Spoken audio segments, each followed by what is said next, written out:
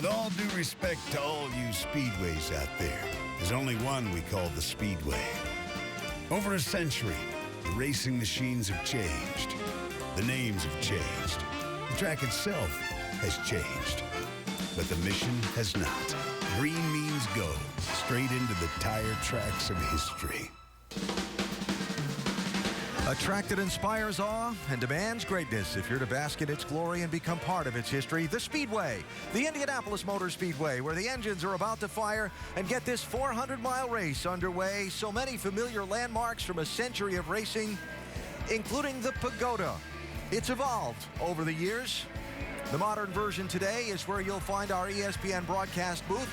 And we say hello for the 19th Brickyard 400, Alan Bestrick with two-time Brickyard winning driver Dale Jarrett and 1995 Brickyard champion crew chief Andy Petrie. For the drivers and teams, this is not just another race. Why is winning this race so different than most? Well, and with all due respect to all the other racing venues, there's only one speedway in the world, and this is it right here. This is what all the drivers know about the history, everything that's happened here before them, the names on the trophies here of great champions of this sport, of being able to put your car in victory lane here. You know, it's a privilege and an honor to be able to race here. There's only one thing that really surpasses that, and that's the privilege that you get to go into victory lane and later today kiss the bricks. Yeah, and you can debate about which race might be bigger to win and all that, but when you come here, it's different. I mean, this facility, it's got so much history, and you feel it when you drive under one of the tunnels.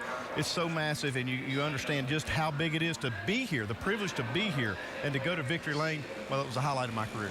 Privilege and honor to be here and to win here. It's so difficult to win here. Why?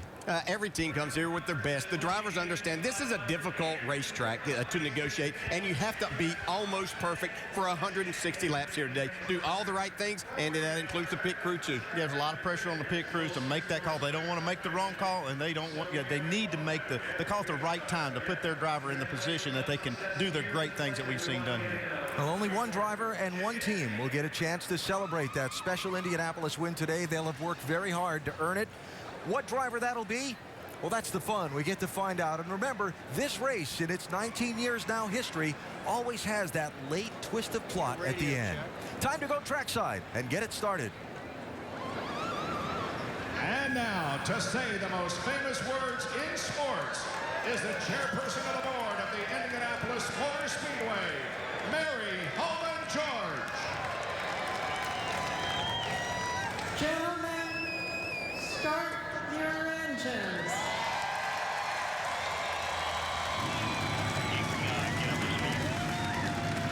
Make sure back down by the time you get on the camera. Okay, how about you, Eddie? Ready to go. What told you on the concrete and then the pavement, but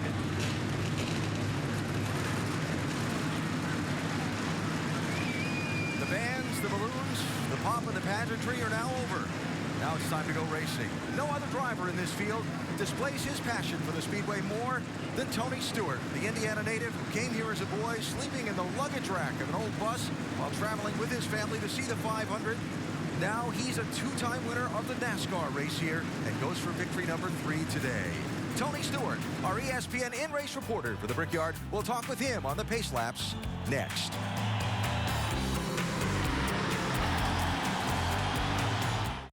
I gotta tell you, the people of Indiana love this place. They especially love to come here and root for one of their own. A boy who grew up in these grandstands, who fell in love with A.J. Foyt. That boy is now the champ, and A.J.'s number is now his. Back home again, together. Carrying the number of his childhood idol and carrying it on in quite a fine fashion at the Indianapolis Motor Speedway, a place that means so much to him. Indiana native Tony Stewart, our ESPN in-race reporter for this 19th running of the Brickyard 400. And certainly Tony Stewart has been amazing at this racetrack. Our Quicken Loans amazing at Indy, a two-time winner, 9 top 10 finishes in 13 starts. And Tony Stewart seeking that 3rd win at his favorite place today. He'll be rolling off here in just a second. Let's talk to him. Hey, Tony Stewart. Dale Jarrett, you have a copy? yes, sir. Hey, Smoke, I know it's a huge week for you with all the history and everything and how much you get ready for this. I'm sure that you were just taking it easy last night, got a good night's rest. Yeah, something like that. I mean, I did what I do to relax. I went to Eldora last night and watched the 50th anniversary of USAC coming to Eldora, watched their 50-lap main, and I ran a wing sprint car last night. I don't think you just ran it. I think you won, if I'm correct about that. Yeah, we had a pretty good night. They got a good field of cars there, and we got lucky enough to get to the front of it. So got a good start, from last night. Hopefully it'll carry on to today. Smoke, we had a lot of people writing in with our mailbag questions about what it may take to win here today. And Douglas in Thomasville, North Carolina asked, how are you going to get to the front as it is so hard to pass at Indy? Well, as you know, I mean, you just got to be methodical about it. And 160 laps here doesn't sound like a long race, but it is. So you just got to do it one at a time, and we've got to be careful here at the start, being as far back as we are, and just be cautiously aggressive. All right, we'll have fun watching you do that today. You have a great day now, and he's going to talk to your crew chief, Darian Grubb. All right, bud, thanks. Oh, my bad. Hey, Steve Addington, Andy Picture in the booth. You got us? Hey, guys, how's it going? Hey, pretty good, man. Hey, I got a question for you. If this thing gets down to the end, I want to kind of see what your philosophy might be. Would you rather have a fast car on brand new tires coming to the front, or would you like to have the lead and older tires at the front? Well, I feel like we got the best in the business in that seat right there, so I'd take the lead and on old tires so we get that clean air, and that's what we're going to work for. I just want to say everybody on this Mobile One Office Depot Chevrolet has really dug in and worked hard all weekend, and feel like we got something here to go to work with. Yeah, it sounds like you do. Sound like Smoke's pretty confident. But what about the tires? Is it going to fall off on speed-wise a lot? I mean, or is it going to be a big benefit to take new tires? Well, it will if you have a caution here. Depends on your track position. See how it plays out. See how these first stops go and how you make your adjustments. 2 tires, 4 tires, and we'll do a little bit of pit stop strategy here to try to get this 14 car to the front. And I think if we can get him there, he can handle it from there. All right, Steve, thanks for talking to us, buddy. Good luck today. Thank you. Tony Stewart, our in-race reporter, our over-the-wall reporter today is Mark Armstrong. Hollywood, changing front tires for Stephen Light in the 33 car today. Hey, Hollywood, this pit road is long, but it's kind of tight for the crews down there, huh? It's very tight down here. The intensity level's high. The pressure, it's building and boiling over. But one thing about it, the team that can execute today on pit road in this very small office space can have the ultimate chalk up in their career. They can go down and kiss the yard of bricks, and that will be an honor in itself. Mark, appreciate it. Have a safe day down there. Thank you, guys. DJ, it's okay to be nervous before the start of Indy. Oh, yeah, it is. Yeah. Pace laps take a little bit of time here. We'll be back in plenty of time for the green flag. The Brickyard 400 about to get underway. The 2012 running of the Brickyard 400 about to get underway. Our telecast today presented by Golden Corral on a beautiful 84-degree day at the Indianapolis Motor Speedway. Remind you to check out NASCAR.com/RaceBuddy to watch live coverage today from here at the Brickyard. Follow your favorite drivers for free with 8 live camera views. NASCAR.com/RaceBuddy.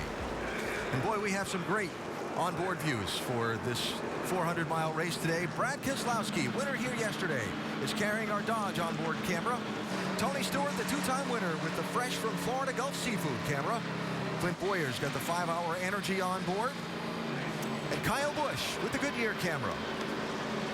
The 4-time winner, Jeff Gordon, with the Sprint onboard camera. And the defending winner, Paul Menard, with our Chevy on board. 2003 winner, Kevin Harvick, the Jimmy John's camera. And Dale Earnhardt Jr. with the amp on board, and there'd be a big roar if he were to go to victory lane today here in Indy.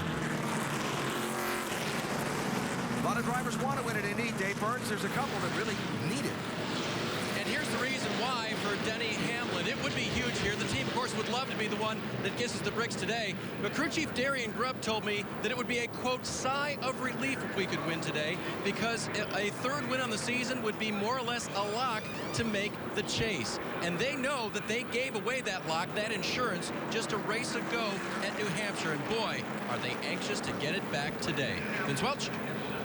For Jimmy Johnson, this is a special race and a special place. In fact, at a recent publicity appearance here, he actually went out onto the yard of bricks and imagined celebrating another victory, even found that place to plant his next kiss. He believes he's got a car that can contend today, but this 48 team will need to have the right strategy and the execution if they and their driver, Jimmy Johnson, are to kiss the bricks for a fourth time.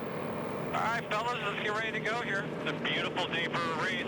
Very proud to be here leading this team here today. You guys have represented well so far this weekend. Go out there and have a good time at the most famous racetrack in the United States. And speaking of representing the United States, Goodyear, the official tire of NASCAR, has been proudly supporting our troops for more than 100 years. Visit Goodyear.com to show your support and learn more. Had the pleasure of talking to some of the troops on hand here today a little while ago before we came on air. And we thank all of them for their service to our country. Well, it's a 400-mile race around a 2.5-mile racetrack. That means it's 160 laps. Around here, 4 quarters each lap. A lot of opportunity to advance and also opportunity to make a mistake and fall back. Strategy will be huge. It'll be a big part of this race. The competition is so deep in NASCAR Sprint Cup racing right now. You got to play every tool and every card in your hand to try and find a way to win.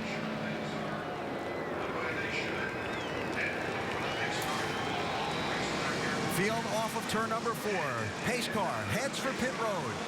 Denny Hamlin and Carl Edwards on the front row.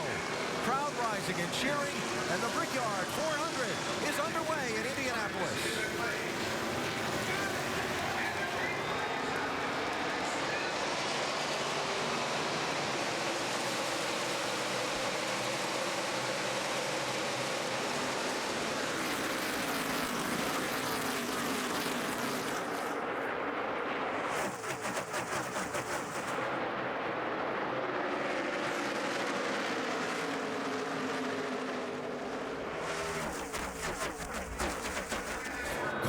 Hanging tough in that outside lane through the first couple of corners.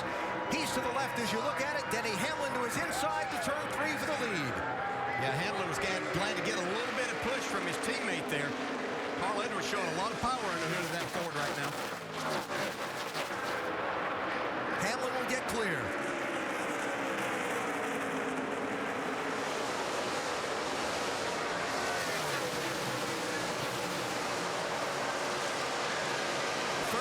Jimmy Johnson by Joey Logano. Here's Greg Biffle in the 16 to try and get a spot on the yellow car of Logano.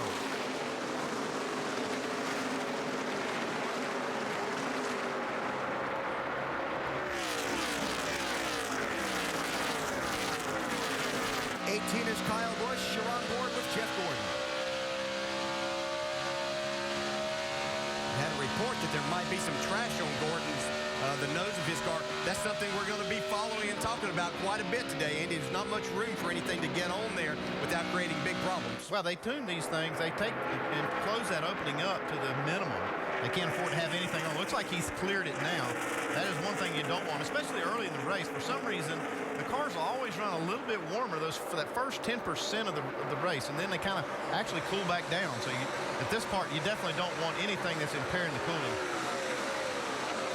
Here comes some of the drafting that can come into play here at Indy. Regan Smith, 78. Casey Kane, 5. Sometimes with drafting comes blocking. Yes, it does. And you have to know as a driver that you've got to make sure that you're giving enough room to that car that has a head of steam going. Here comes Casey with a nice move off the corner. That's really where you set yourself up to make these passes. Casey Kane was fast in practice, just didn't get in a very good qualifying effort yesterday.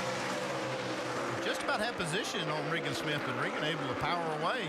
Actually, look now, he's looking past Montoya.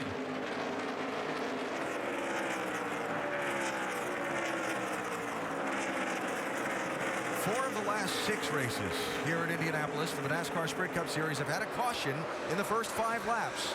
Oftentimes, it's in turn 2. Just saying.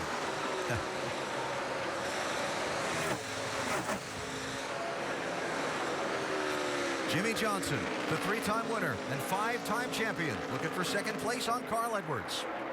Well, I like the way Jimmy's car looks, I'll tell you that. It really looks good the way it's coming off of turn 2 to these long straightaways, and that's probably the most important place to be good is off of turn 2 and turn 4. And that was the situation there. Carl Edwards getting a little bit of pressure from Jimmy Johnson. Too early to try to fend that off right now. Carl Edwards pull over and go back to the third spot and race for a while. There's Earl Barman, Jimmy Johnson's spotter, saying, we might have something for him today, boys. Yeah, he sees what I see. Yeah, a fast race car. He's got a 3-time winner at this place behind the wheel on that thing. I think they definitely do.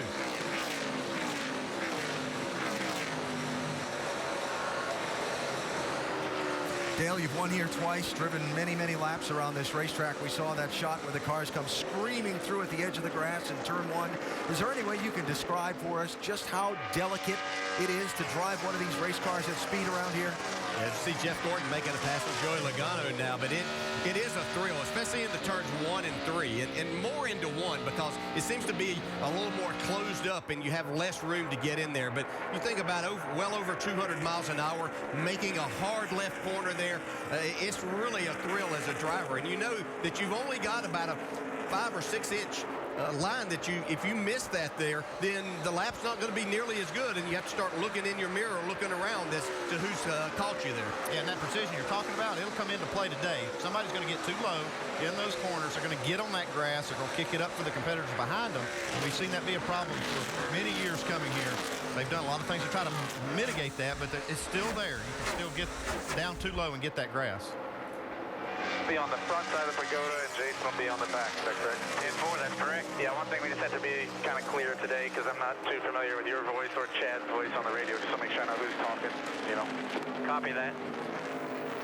Just one of the challenges that you have here at Indianapolis. The track is so big, they use multiple spotters. Most teams do. And, of course, remember Carl working with a new crew chief, Chad Norris, as well. But Chad told me before the race, Carl's been great all week. He spent extra time with him so they could make sure they're on the same page communication-wise today.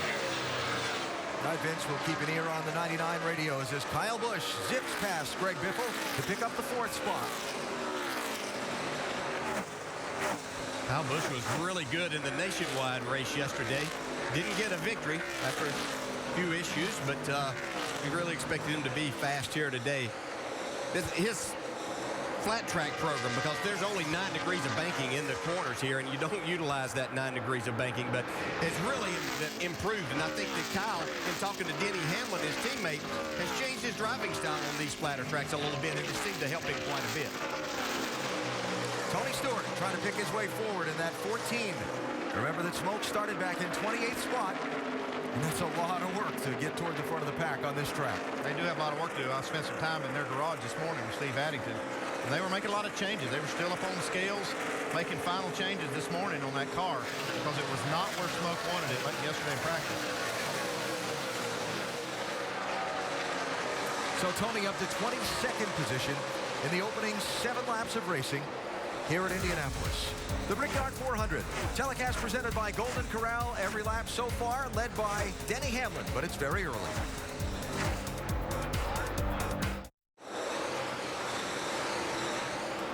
Looking down on race leader Denny Hamlin at the Indianapolis Motor Speedway, the 19th Brickyard 400. Our telecast presented by Golden Corral. About 25 miles of that 400 are complete. Fans, which driver do you think will be first to finish out of this week's top 4 qualifiers? Hamlin, Edwards, Logano, or Almirola? Text FAST to 34783 or go to AT&TFastestDriver.com to play. You could have a chance to win 4 Gs by playing along in today's AT&T Fastest Driver Challenge. And each week you'll have the chance to make your pick and see where you stack up against the rest.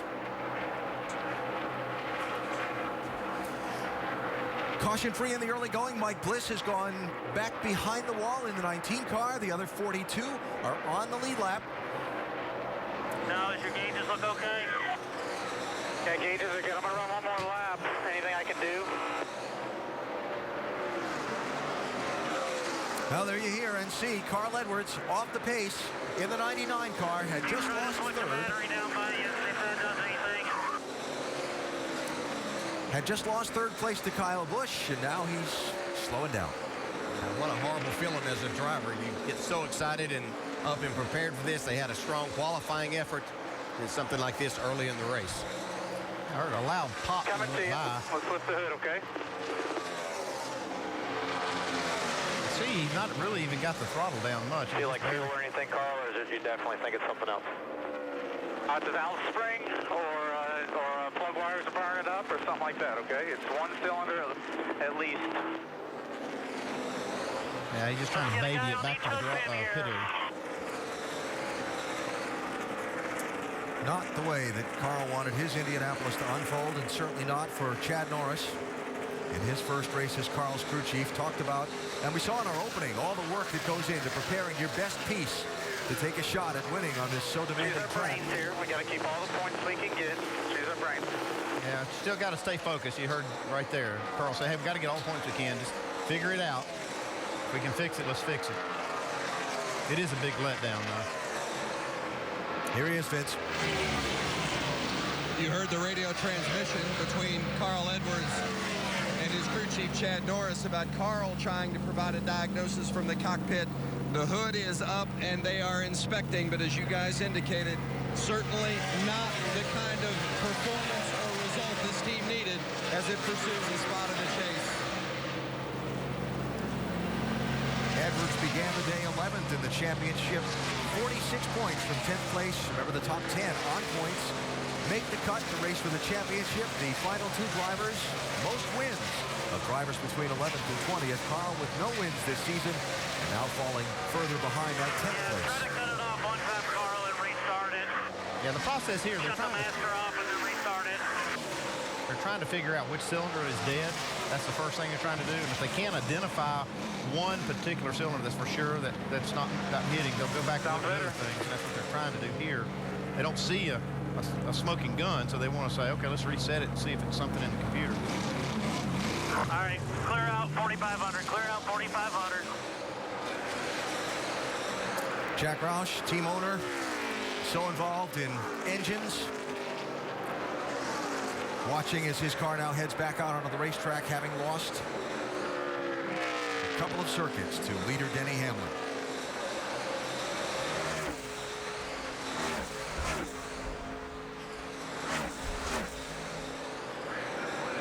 So there's the gap, first to second. Hamlin to Jimmy Johnson, that's 1.5 seconds. And you see Kyle Busch closing in on Jimmy Johnson for that runner-up spot. One thing I'm seeing right now, the fastest lap has been by Denny Hamlin. Early in the race, he ran a 50.66. He's 2 seconds plus slower than that now. Jamie McMurray, the 2010 winner on pit road early, Dave. Scheduled stop, Alan. If you start counting, you can make this a 5-stop race based on starting now, actually with a little bit of insurance. So they're going to come in now, run it backwards like a road course race. Up on the track bar, car was a little bit tight. 2 right side tires. To make this work right, he needs to stay on the lead lap, and he was about 24 seconds behind when he came off the track. Seems like a huge gamble, but I think a lot of these crew chiefs and teams are ready to take a gamble here to try to win the race today. You're right, Dale. There's a lot of talk down there that you might see a lot of different strategies out there today just because of that. There's a lot of ways that you can get this thing done. 9th place here, Eric Almirola in Richard Petty's 43, and Martin Truex Jr., who's climbed up nicely over the opening laps of this race in that 56. Good to see Truex running well here, boy. They started out the season really strong, got themselves in a nice position points-wise, still are inside the top 10. As of late, the finishes haven't been quite as good as what they started out with, but they're having a nice, solid effort here so far. Started in 17th, he's up to 10th now in the opening run of this race. So Carl Edwards, the 2nd place starter, in trouble early. Jamie McMurray's team making the first of the strategy plays, and Denny Hamlin leading all of the laps so far.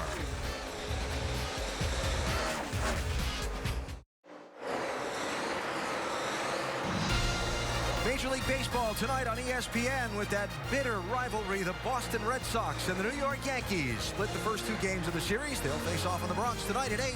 Then tomorrow at 7, Albert Pujols and the Angels look to unseat the AL West leading Rangers, anchored by Josh Hamilton.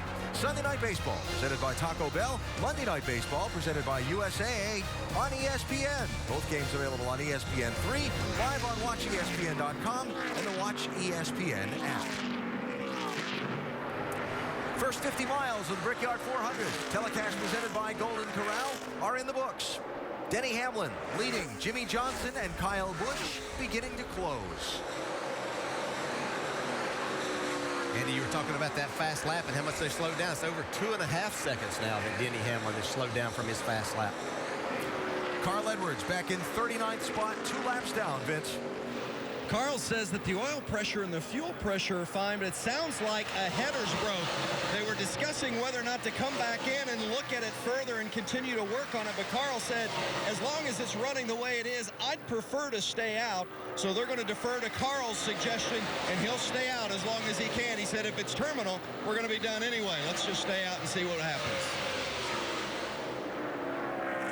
Yeah, the bad thing here is if it's just a header or something like that, he's going to feel pretty bad about making that pit stop and sitting there for 2.5 laps while they try to figure it out. If it's just a header, he could have kept running. It would have only lost about, I don't know, maybe 20, 25 horsepower, which is a lot, but it would have kept running. And right now, he's running close to the leader's lap time.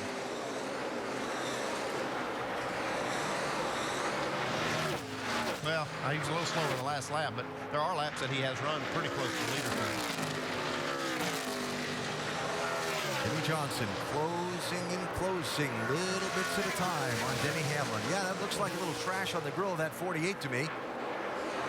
You know, with the lap time slowing down so much over the run, you're going to see some great racing. You'll see some cars, because Hamlin comes into play so much, you'll see cars that make runs like Jimmy is, and different parts of the run, you'll see a car that's better than others.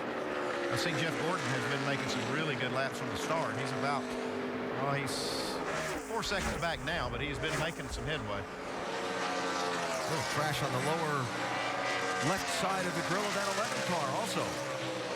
And I've seen Denny change his line just a little bit. He'd been having his left side tires just right on that white line. Now he's moved down there as the tires have given up a little bit of grip, giving himself a little bit more room to get down there and find a little bit more grip underneath that white line.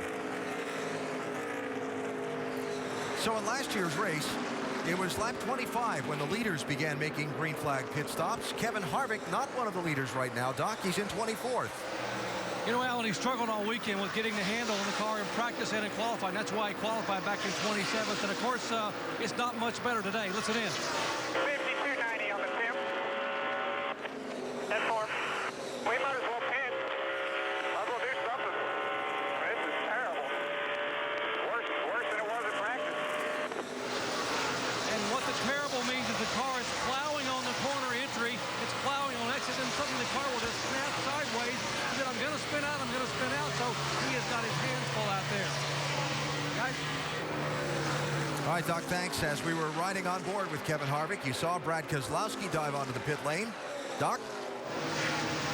Brad Keselowski trying to get his first stop of the day. The winner from yesterday getting his Dodge in. This is our scheduled pit stop, guys. On the scheduled pit to be able to come in and leave. Minimal air pressure change on Brad Keselowski's cars. He is down and away.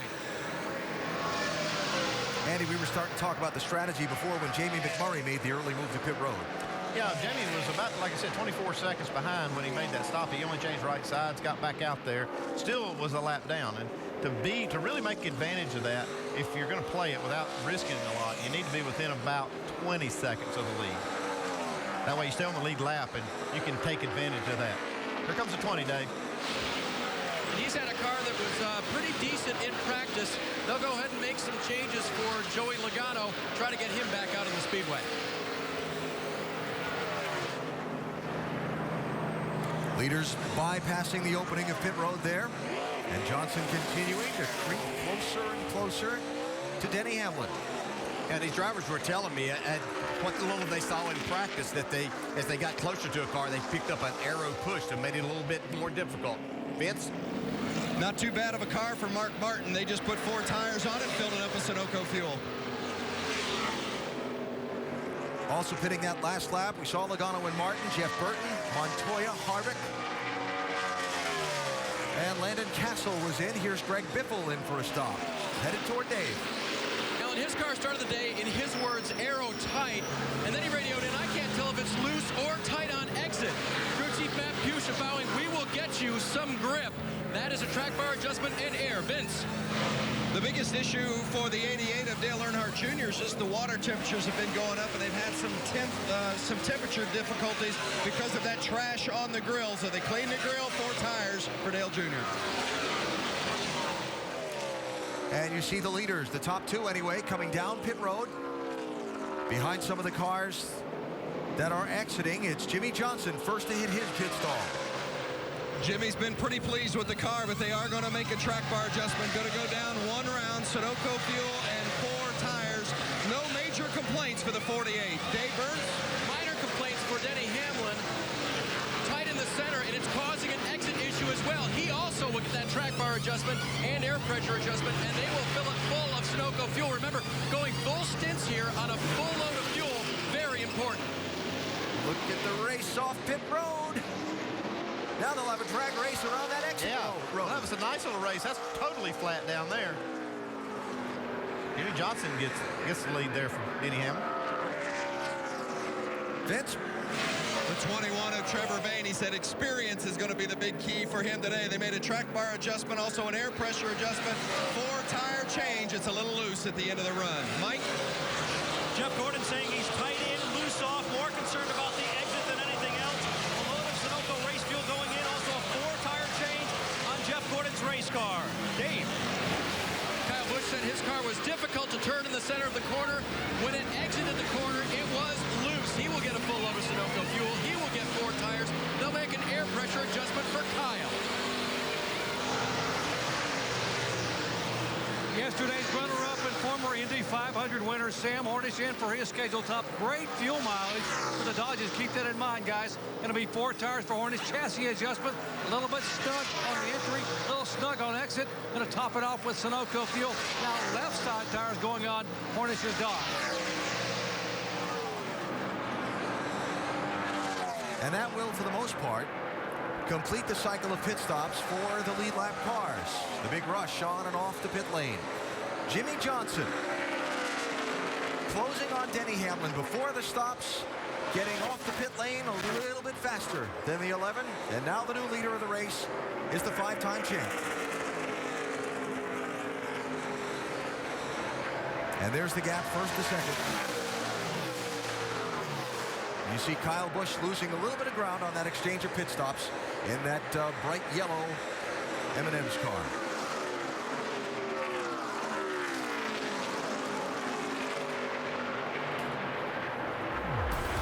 "75 miles into the Brickyard 400. Telecast presented by Golden Corral. Jimmy Johnson now out front. 32 laps in at the Brickyard 400, and Carl Edwards already in trouble. So many hopes for him coming in this week with a new crew chief, Chad Norris. They qualified second, but having an issue under the hood. Right now, Edwards in 36th, 2 laps down. How about this guy, the driver on the move, Dale Earnhardt Jr.? Junebug is coming, Jack. He's up 13 spots since we started this race. He is on a rail. Dale Earnhardt Jr. is really making his way towards the front. One of the fastest cars on the track. Kind of made fun for Rusty picking Jimmy Johnson to win this race earlier, saying, way to go out on a limb. We'll get to that in a second, but first, race fans, check out NASCAR.com/RaceBuddy to watch coverage live from the Indianapolis Motor Speedway. Follow your favorite drivers for free with 8 live camera views. Log on to NASCAR.com/RaceBuddy. In the lead, we have the guy that I was making fun of you for, Jimmy Johnson. No surprise, he's won here 3 times before, so I just said it's kind of an obvious choice. Well, it makes a lot of sense to me. I went down and talked to Chad Knaus and talked to Jimmy Johnson this week. This is the car that they won Dover, Delaware with. They said this car responded so well. Every change they made, it worked for them at Dover. They pulled it out of the line. Chad's been rubbing on this car ever since that race, getting it ready for here at Indy. Jimmy says he loves this car. As soon as he got it on the track, it just handled perfect. So no surprise to see the 48 leading right now. And he got that lead on an exchange in pit stops. He was able to pass Denny Hamlin on pit road. The one of Jamie McMurray has used some interesting strategy. Dave, what's going on? Nicole, he was on pit road on lap 16. Now, there is a backward strategy you can use here to pit early and then divide up the rest of your day. But Kevin Mannion just told me the car was so tight, difficult to turn, that Jamie really wanted to come in and change, and that really forced that strategy. He said they can go about 31 laps on fuel, so expect them down pit lane about lap 47. Ray, yay or nay? You know what? It looks like a nay right now, because even though he gained time, he was able to move up because they took less fuel. Came in at lap 15, he took 2 tires, but now as the run goes on, you can see his car is much slower than the guys on 4 tires. I think he's probably going to give those spots back plus. It'll be interesting to see how this one plays out, Alan. Sure will, Nicole. And behind Jimmy Johnson, the race leader, fight beginning to shape up for the second spot. There's Johnson putting the lap on Dave Blaney in the 36. And Kyle Busch, remember we saw the gap. He was behind Denny Hamlin, but now he's caught his teammate for that runner-up spot. Yeah, Kyle was really fast in that first run. He had to make a few passes early on. Might have used up some of his tires at that point in time and kind of leveled off by the time we got right before pit stops. But seems to have an extremely fast race car. You can see what he's dealing with too a little bit as he get up close to these cars, you just lose the front end a little bit. Just even reaching to the dash, turn on the switch. They can manipulate the handling of the car a little bit with these fans that they have. They can turn on and off the fans that blow on the tires. And if they've got a condition, say the car's tight, they can blow air on the front tires and try to help that. If it's loose, they'll turn those fans off, let those tires build up in the front, try to help balance it. See, Kyle is really flipping those switches about every straightaway. Watch that top end speed. 204. They're getting it on. Yes, sir. I like to look at that minimum speed. That's like 150 miles an hour through the middle of the corner. Pretty fast for a flat corner, 90-degree corner. But one of the things that always is so difficult to translate when you watch someone like Kyle Busch there, it doesn't look like he's working hard behind the wheel of that car. The G-forces and so on, as you're wheeling this heavy race car through these flat corners, it really is a physical force on the driver's body. Yeah, it really is. There's a lot more to it here than what Kyle Busch is showing. And I'm amazed every time that we look inside of Kyle's car to see just how easy he's making this look a lot of times. That he's just so talented and he looks so at ease in there. And that's whenever you can do special things like a Jimmy Johnson or Denny Hamlin or Kyle Busch.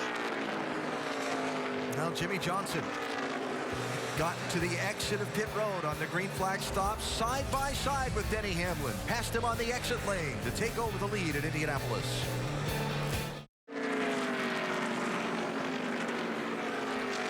Caution flag is out for the first time at Indianapolis. Travis Kvapil's machine, those sparks are not normal. And they're not good. Yeah, let's go to the garage with it. Right front down. Pretty hard lick on the right side. Question is, which came first, the right front down or the hit on the right side? Yeah, you probably have to think that maybe he could have gotten into something and either ran over something or cut that right front tire. You would have to think that. Oh, yeah, that right front let go. That could have been from overuse of the brakes or just running over something on the track. These Goodyears are pretty durable, so they're not just going to give up that quickly. Yeah, the tire wear has been extremely good since they've gone to this new style compound. Haven't seen any issues there. First yellow of the race comes out at the 100-mile mark. I'm sure this is a nice break for a lot of people that want to do some work on the cars, but probably a bigger break for Jamie McMurray on that strategy that he was employing there. Yeah, it turned out to be a net gain. He's still in 18th spot. He was actually probably 24th when he made that stop. So it did turn out to be a net gain by making that short stop. He headed to the back, but he got a caution at the right time. Leaders were not on pit road all that long ago. A lot of strategy here. Yeah, you could see some 2 tires here, but I'm just watching these lap times, though, that there's so much to be gained with 4 tires that I wouldn't put 2 tires on my car. We'll watch and find out. Leaders are in, Mike. And Jeff Gordon saying he's still a little bit tight in the center, but when it does turn, says he has no grip on entry. They're going to make a track bar adjustment. Also going to take right side tires and fuel on the 24 car as they complete service on the right side. Ain't their way, Vince. The 48 of Jimmy Johnson. It's going to be a 2-tire stop for Jimmy. Liked his race car, Dave. Kyle Busch second, Denny Hamlin third. On the right side of your screen, third and second. There'll be 2 tires for Kyle. They want to bring him up a little bit because of the 2 tires, and 2 for Denny as well. Kyle Busch having trouble getting away.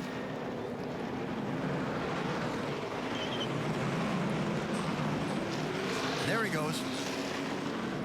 A lot of black smoke coming out the exhaust pipe of that 18. It was flooded with fuel somehow. Over here, did it finally fire up? Tell me who I came out with.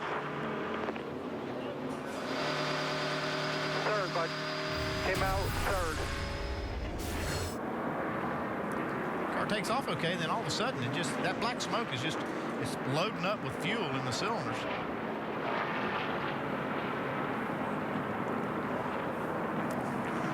So you heard Kyle being told he came out third. Here's the scoring line. First, second. Waiting for third. Still under caution in Indianapolis. Reminder that coming up tonight on ESPN2 at 7 Eastern, the finals of the NHRA Sonoma Nationals. And then next weekend, a NASCAR doubleheader on Saturday night, ESPN2, 7:30, the Nationwide Series at the Rusty Wallace designed Iowa Speedway. Always a good race out there. And next Sunday, the NASCAR Sprint Cup Series at the 2.5-mile, three-cornered Pocono Raceway. Our coverage starts at noon Eastern here on ESPN. So stories to catch you up on before we go racing. Those cars you see in front of the pace car are taking a wave around. More on that in a minute. The guy right of your screen, the new leader, is Brad Keselowski. And, Doc, they did not pit under this yellow. Alan, he went from 22nd to first because Paul Wolf opted to keep him on the racetrack. Paul, why stay out? We just, it's so hard to pass here. The car he felt was pretty good. We could get in some clean air and, you know, looking at our fuel windows and whatnot, we're in a position where we feel like we'd take a little gamble. And this race isn't very long, and we went so many green laps there. We felt like this was our opportunity to try something before it got too late in the race. All right, good race car, needed clean air. Now he's got it. Dave Burns. Doc, I caught up with Dave Rogers, crew chief, on Kyle Busch's smoke belching number 18 when he left pit road. I said, do you have any idea what it is? He said, no. I said, you think it's a problem? He said, ha, we'll find out. I haven't seen anything like that, Andy. No, I haven't either. I'm not sure what that was. There's definitely too much fuel in the cylinders for some reason or another, not being burned. All right, don't know if it's ignition or fuel related. Sorry, I thought you were done there. So off the pit lane, remember we saw Kyle Busch, who came out across that scoring line just behind Denny Hamlin and Jimmy Johnson, but because he didn't maintain speed, where he came up to speed and fell in line is back there. Kyle's going to restart in 13th position. Free pass, 83 car landed Castle. 5 cars took a wave around to get on the lead lap. Give you those in a moment. First, let's watch this restart.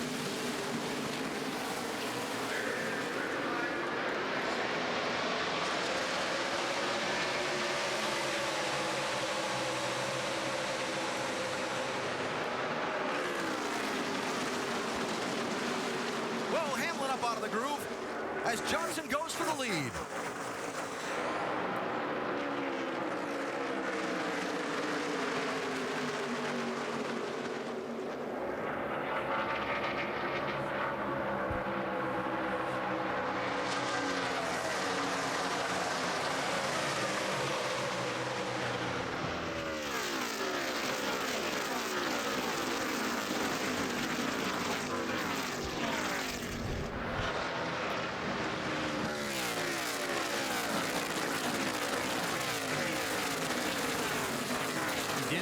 Still trying to get his car back down to the bottom side of the racetrack.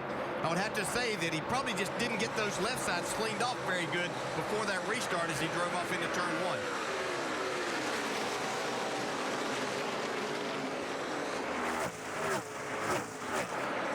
Greg Biffle, 16. Joey Logano, 20. Third place. And the Biff moves forward. That was Jeff Gordon trying to follow Biffle and get in inside of Joey Logano's. Got that spot. It looks like trouble now. Clint Boyer. Caution is out.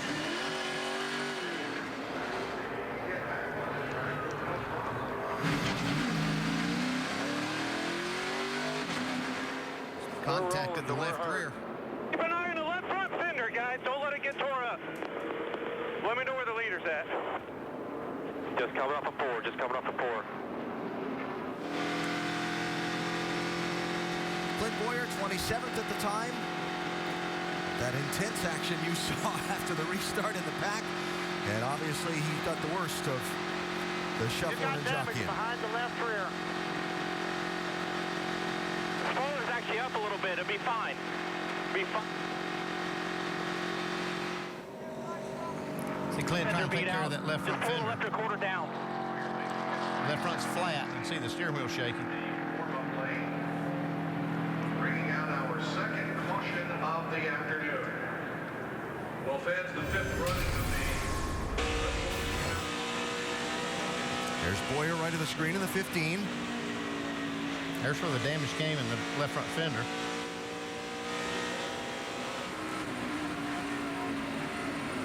Flat. Inside. Hang on to it there.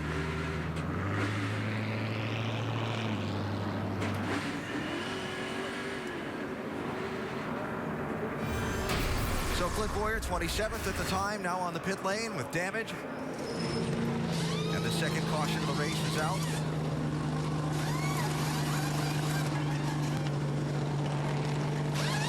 Come on, we got it. Make sure to get it up. Come on, boys, 4 tires. Don't worry about it. Pull it out. Pull the left quarter panel out a little bit. All right, let's go. You're clear. Go.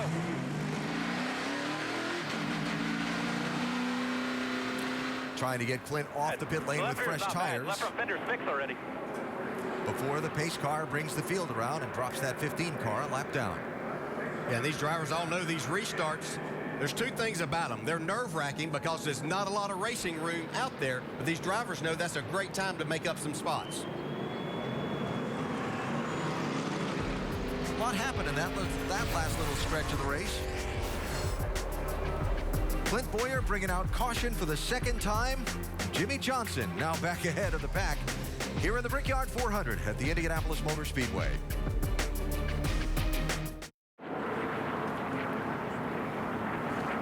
Back at the Indianapolis Motor Speedway working the second caution of the Brickyard 400.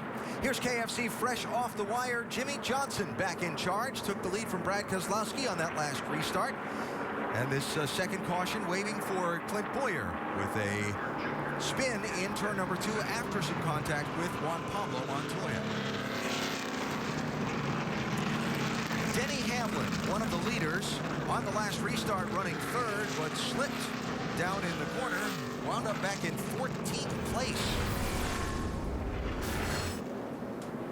See, he was able to get in front of his teammate Joey Logano and let him down in there. And I think, again, maybe Denny just didn't get those left sides cleaned off. Getting that 2-tire stop really looked like it hurt Denny quite a bit there, Dave. DJ, there was some radio between Denny and Darian Grubb, his crew chief. It sounded like this. You all right there, bud? Just took off like I had a flat. Now I got no grip. 20th. All right, 10-4, bud. And I double-checked with Darian, and they are okay except for that one thing, that track position.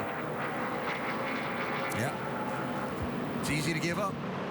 Awfully hard to get back. It is. And they worked so hard in getting the pole and then doing all the right things there to make sure that they were in the front of this field as much as they could today. And all it takes is one slip. We said early in the show, got to do everything right here. They'll have a chance to make this up because it did happen early, but that was still a setback.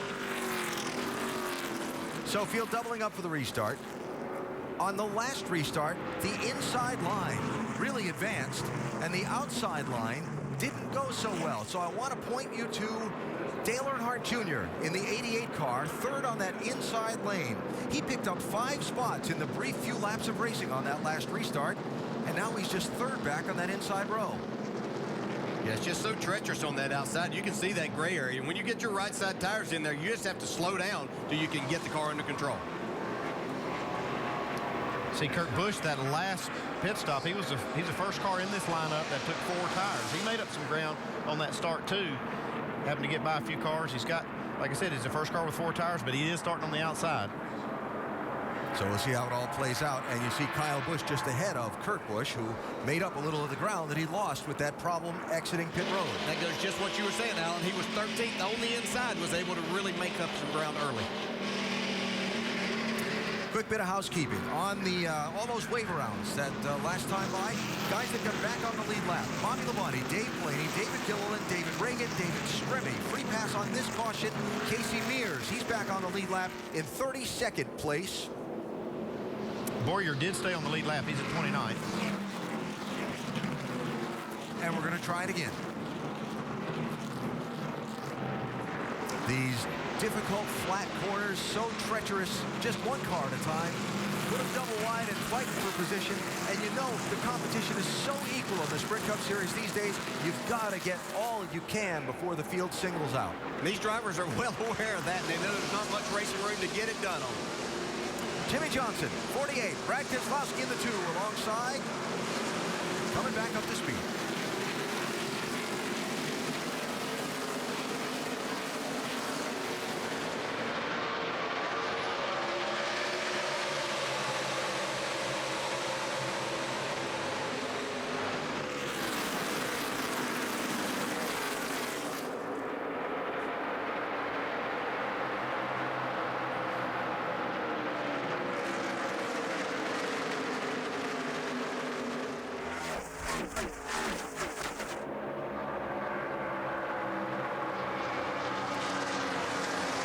Junior, 88, on the move with some drafting help from Matt Kenseth in the 17. Got a huge push right there to go by Jeff Gordon. But Kenseth not able to finish the pass. Gordon able to defend. There's Casey Kane in the 5 inside of Kurt Busch in the 51. Casey Kane, somebody else will have to watch throughout this day. Seems to be on a march. Get himself up inside that top 10 as he's done now.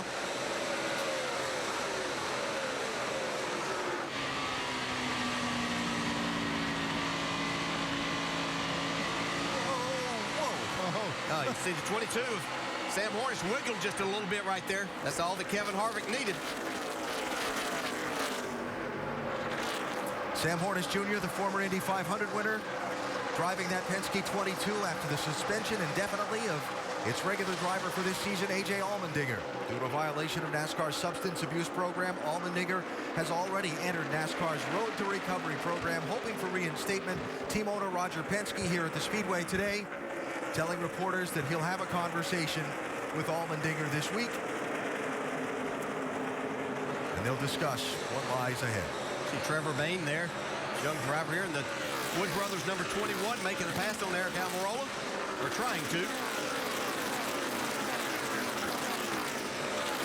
Almirola in that 43 was running 21st at that last caution. He was the first one to peel off and hit the pit lane. So all these cars on back made a pit stop under that last yellow. Bowyer's car is up to speed pretty good. He had that damage behind the left rear wheel and that damaged left front fender. They were able to repair that, get him back out without losing a lap. See, Bayne actually lost a spot there in trying to make that pass. I believe he probably got a little bit loose being side by side. Montoya was able to take advantage. Now he's trying to get this spot back. Made it look easy that time.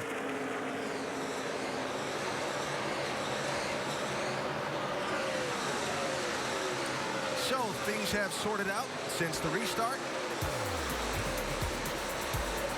And we are 54 laps in, approaching 150 miles of the Brickyard 400. Our telecast presented by Golden Corral. Let's take an inside look and get unlimited access to the NASCAR Sprint Cup Series. Brought to you by the NASCAR Sprint Cup mobile app and the truly unlimited data on the Sprint Network. Brad Keselowski, today's biggest mover, did not pit under the caution flag at lap 42 when all the other front runners did. So Keselowski up 20 positions in the race so far today. Get unlimited access to NASCAR with live in-car audio and real-time stats on the NASCAR Sprint Cup mobile Android app, only from Sprint, the only network with truly unlimited data.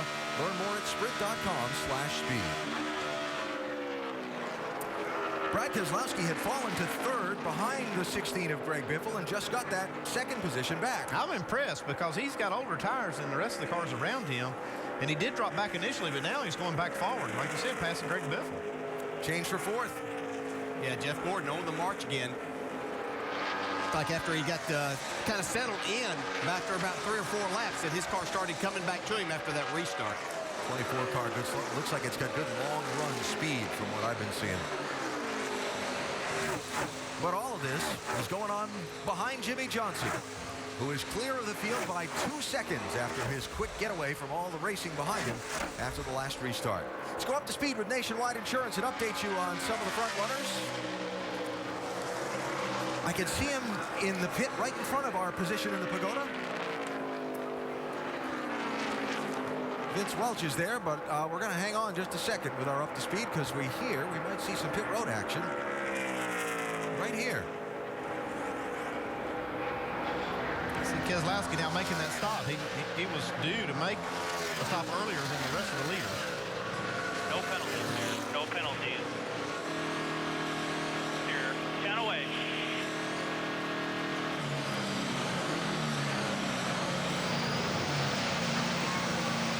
Paul Wolf playing the fuel mileage game with Brad Keselowski. Now by waiting for this pit stop, they can now make it on 2 more stops, getting about 35 miles for a tank of fuel. Left side tires going on, topping it off with Sunoco fuel, and yesterday's winner is away. What do you think, Andy? Well, I like his strategy. I tell you, Paul Wolf just does such a great job on that box. He's always thinking just a little bit outside of the box. So what can I do to get my car to the front? He did that, stayed out, and the car is really fast. I'm surprised. They were not up at the front of the field when the race started, and he stole some track position there. All right, Vince, you ready to go to work? We go up to speed with Nationwide Insurance. It's all yours on the leader.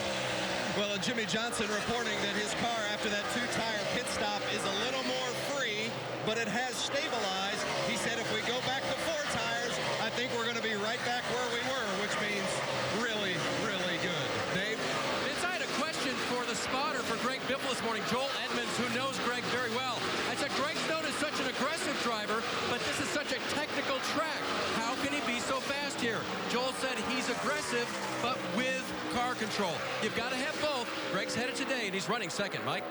Before that last stop, Jeff Gordon was saying his car was tight in the center. They took right side tires and made a track bar adjustment. Since then, Jeff very happy, saying the car's very decent. Plans to use this run to, as he says, make some hay. The only concern, running just a little bit warm, Vince. Well, the 88 of Dale Earnhardt Jr. started this race 20th all the way up to 4th, and they've had to play no major strategy game, although they did take 2 tires. Jr. says the car is starting to free up a bit, but it's still not too bad.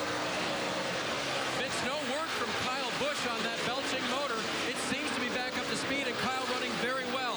He's said nothing about the car handling-wise since that last round of yellow flag where they did not come to pit road. You see him reaching the switches there, but so far nothing amiss with the engine. His teammate Joey Logano right now for his car, he has no grip according to the driver, and in order to put the gas back down, he's got to wait longer than he wants to when he's coming off of the corner. Now behind him, Matt Kenseth in the 17 car. Remember, that car hit the wall twice before they ever went racing this weekend. Once in practice, once in qualifying. Jimmy Fenning told me this morning he should be fine. He was scowling at that fender while they worked on it this morning, but they got it right, and Matt's running in the top 10. Doc? As for Kurt Busch, he was the first car off of pit road that took 4 tires. They took time to pull a rubber out of the left rear. Kurt says it's a little bit loose now late, but it is manageable. We have got a good race car here. Kurt Busch very excited about the car he's got right now. Dave Byrne. Regan Smith in the 78 running 9th and carrying the names of the victims from the Aurora, Colorado tragedy. He's running well for them today. His car was very loose at the start of the race. They've made major adjustments to it, and now it is tight in the middle of the corner. When you get on either side of the adjustments, you start to know where you can land to be good. Mike? Dave, the 56 team took only right side tires on the last stop, and at the beginning of this run, there was some concern for Martin Truex. He said the car was plowing and had no grip. That was just a couple laps into the run, but it has settled down. He said that's gone away. The car's much better now as they've got some heat in the tires. Guys? All right, Mike and gang, there's an update on your top 10. Let's also update Brad Keselowski, who pitted from second a moment ago and stayed on the lead lap. Yeah, that's a key thing. He got 4 tires. If that caution comes out now, he'll stay out, get that lead back. We're going to have to keep an eye on this car because he might not be at the front all day, but when it comes down to the end, he's going to be there because Paul Wolf has figured out the strategy to get him there. Jimmy Johnson, the 3-time winner and the 5-time champion, has led the most laps so far today in the Brickyard 400. He's building a huge lead over second place Jeff Gordon.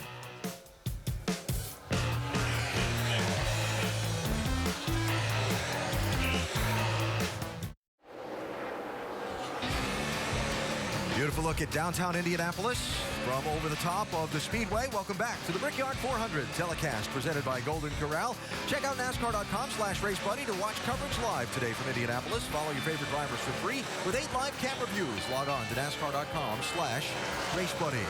Green flag pit stop for Kurt Busch, Doc. 4 tires, air pressure, left rear, top it off with Sunoco. Now these guys can make it on 2 more stops. That's all they'll need. Kurt Busch pitting from 8th position just seconds ago.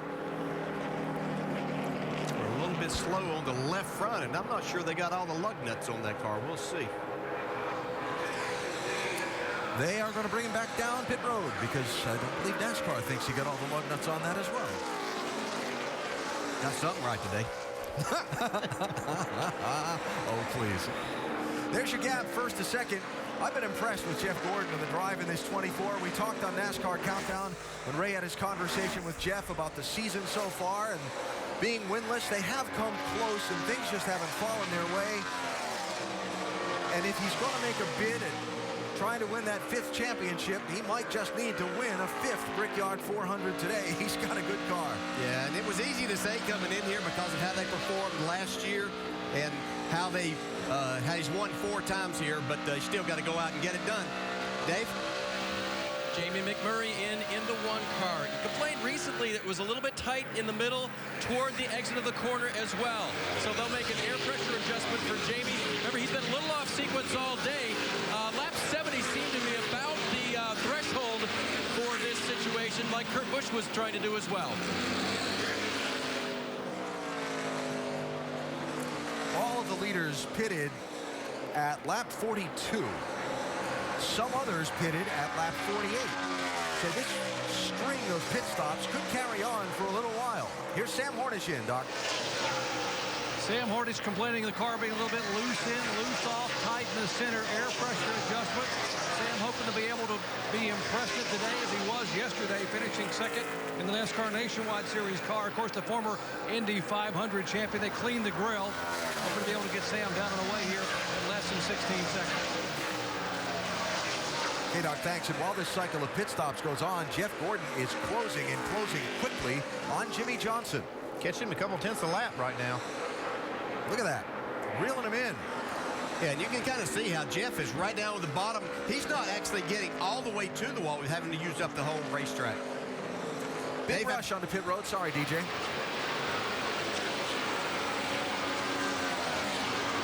18 car of Kyle Busch will hit pit road right now. Kyle, during this run, says, I need help entry to center. That means it was a little bit too loose. That means a little bit of air pressure out of the right rear tire. That should be the only adjustment for Kyle on this stop. 4 tires in Sunoco fuel. His teammate, Denny Hamlin, comes down pit road as well right now. Denny, for this run, has been pretty good other than the fact that he's been back in the traffic. So they're going to take on 4 here with a slight air pressure adjustment and 4 tires. Vince?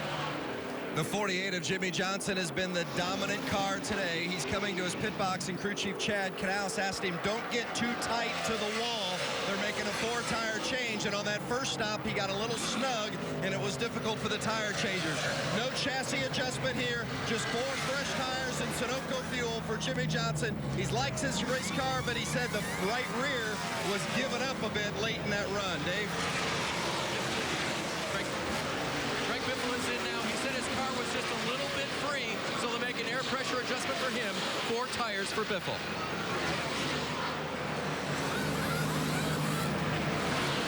Joey Logano in as well. He says, I have no grip in my race car, and I have to wait on the throttle. So they'll make a 4-tire change for Joey. And as you saw on the right side of the screen, Jeff Gordon giving up the lead. He's coming to pit road.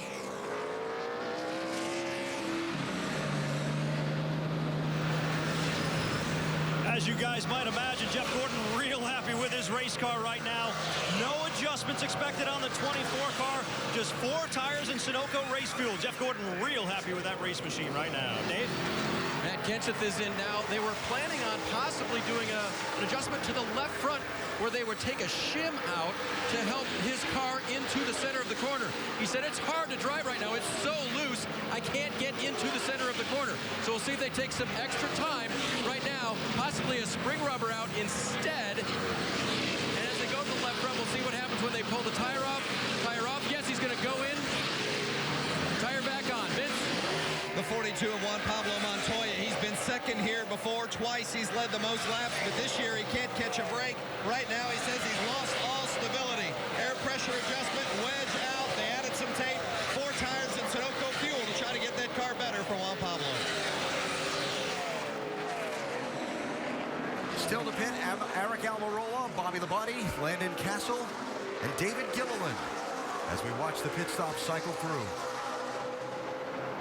I'm looking to see how Jimmy Johnson and Brad Keselowski cycle out against each other after this exchange of strategies. Yeah, Keselowski's going to have a lead over Jimmy Johnson when it does cycle through, but here comes Almirola. Come to you, Vince. Well, Eric Almirola started 4th, but his crew chief Mike Ford said we haven't had much chance to work on the race car because he has no experience here, so we just had to get laps. Now Eric says it's tight. They're going to make a chassis adjustment, air pressure adjustment as well to go with those 4 Goodyear tires and Sunoco fuel.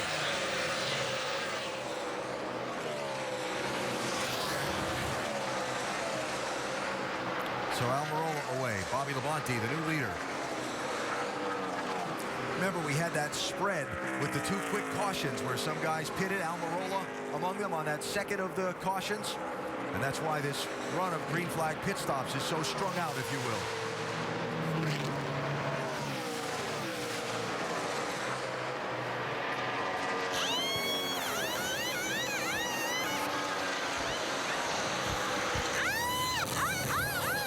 And we're done.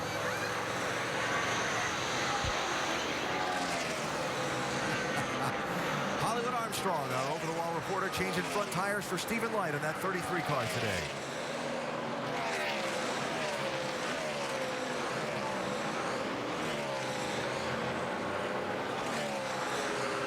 Landon Castle, David Gilliland, the last 2 to come to pit road onto this cycle. And then you're going to get back to Brad Keselowski ahead of Jimmy Johnson. He's about 3 seconds ahead of Jimmy Johnson right now. We'll see that gap closing because Jimmy just got fresh tires and Brad's been out there a while, but I'll tell you, the 2 cars are pretty strong. It's going to be really kind of interesting to see how they are going to fare against each other on equal territory, on equal ground with equal tires. Castle has pitted. Keselowski has gone to the lead. And we're just shy of the halfway point in the Brickyard 400. Telecast presented by Golden Corral. Let's take an inside look and get unlimited access to the NASCAR Sprint Cup Series. Brought to you by the NASCAR Sprint Cup mobile app and truly unlimited data on the Sprint network. Fastest 4-tire pit stop so far today. The crew of the guy that's leading this race, Brad Keselowski, down in the 12 seconds. Those boys get it done. Get unlimited access to NASCAR with live in-car audio and real-time stats on the NASCAR Sprint Cup mobile Android app. Only from Sprint, the only network with truly unlimited data. Learn more at sprint.com/speed. The plot thickens as we come to halfway in the Brickyard 400. A little strategy play, teams on opposing pit stop schedules, and Brad Keselowski's gone from trailing Jimmy Johnson before this exchange of stops to leading him. Yeah, it is. It's going to play out kind of different than you might think because you've got this strategy going on. You've got Jeff Gordon with a fast car in a long run that's able to catch Jimmy Johnson. So which one's going to win out? Which strategy is going to win out? And who's got the best car? You better not forget that 24 car. I'm telling you, he is fast. Mainly, like you said, Alan, he looks like he's got a great long-run car, but he's able to maintain on new tires. That's what he's doing right now with Jimmy. Actually beat Jimmy a little bit that lap. Both of these cars are going to overtake Keselowski at this point. But as this thing keeps cycling through, you'll see how the strategy plays out.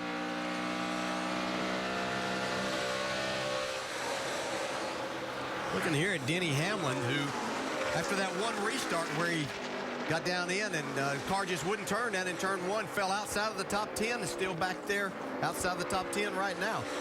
He's moved up to 12th, but just shows you how difficult. As fast a car as what Denny Hamlin has, led a lot of the first part of this race, just hasn't gotten back inside the top 10. Dave, what are they saying about Denny's car?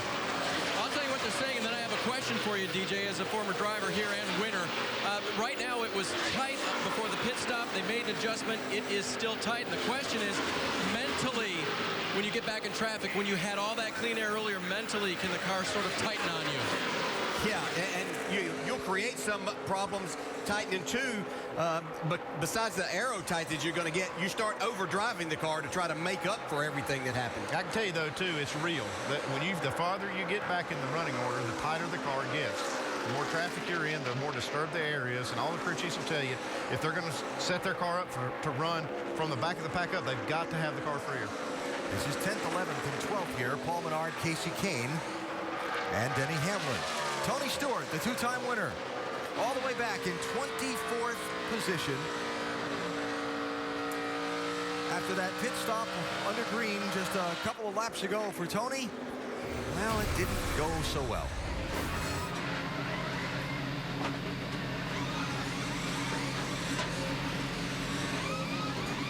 Your drive off of 1 is better than a 48. I got to say, that was a great recovery. Yeah. You can see the tire changer got tripped up by that tire going back to the wall. Made a nice recovery to get his job done. Up front, getting closer. You said, Andy, that on the fresher tires, Johnson would run down Keselowski. That's not going to worry Paul Wolf one bit. He knows what his strategy is, and this is part of it. I'm actually surprised that Keselowski is able to stay as fast as he is against the cars with better tires. Yeah, I think the only thing is what we saw is when Keselowski went back out there on those new tires, he was quite a bit faster than Jimmy Johnson and Jeff Gordon, but they fell off rather quickly, and we're seeing these times equal out quite a bit here now. We'll see if Jimmy Johnson gets a little bit of an aero push here. 27 to flats behind you, scale of 1 to 10 on your fuel conserving. 1. That means I've got the pedal to the metal. Doc? You guys are right on the money with what Paul Wolf is telling that guy right there, Brad Keselowski. He's telling him, you know what, don't worry about the 48 and 24. They got fresher tires. They're faster than you. But here's the good news. Everybody behind those two is slower than you are. You got older tires. We're in good shape. Use all the fuel you want. They're planning on pitting around lap 94 or 95, and that will mean one more stop to the checkered flag after that, guys. I'll have to say, the competition has been mighty cordial today. It was nice, but he still held me up pretty bad. Jimmy Johnson radio there. Yeah, competition cordial. I don't know. He's talking about on track and people helping him out. That'll change here as we get closer to the end of this race, I promise. I don't know if he was being sarcastic or not. Johnson in second, Vince. Chad Canal said before the race, the challenge here at Indianapolis is to keep the car turning consistently all day. It's been really good for the 48 so far, but Jimmy just radioed in and said, I'm a little more free in and off than I have been before, but it's still pretty good, as you can see. Pretty good, I'd say. And 12 laps difference between the two pit stop schedules. It was lap 60 when Keselowski pitted and 72 when Johnson came down pit road.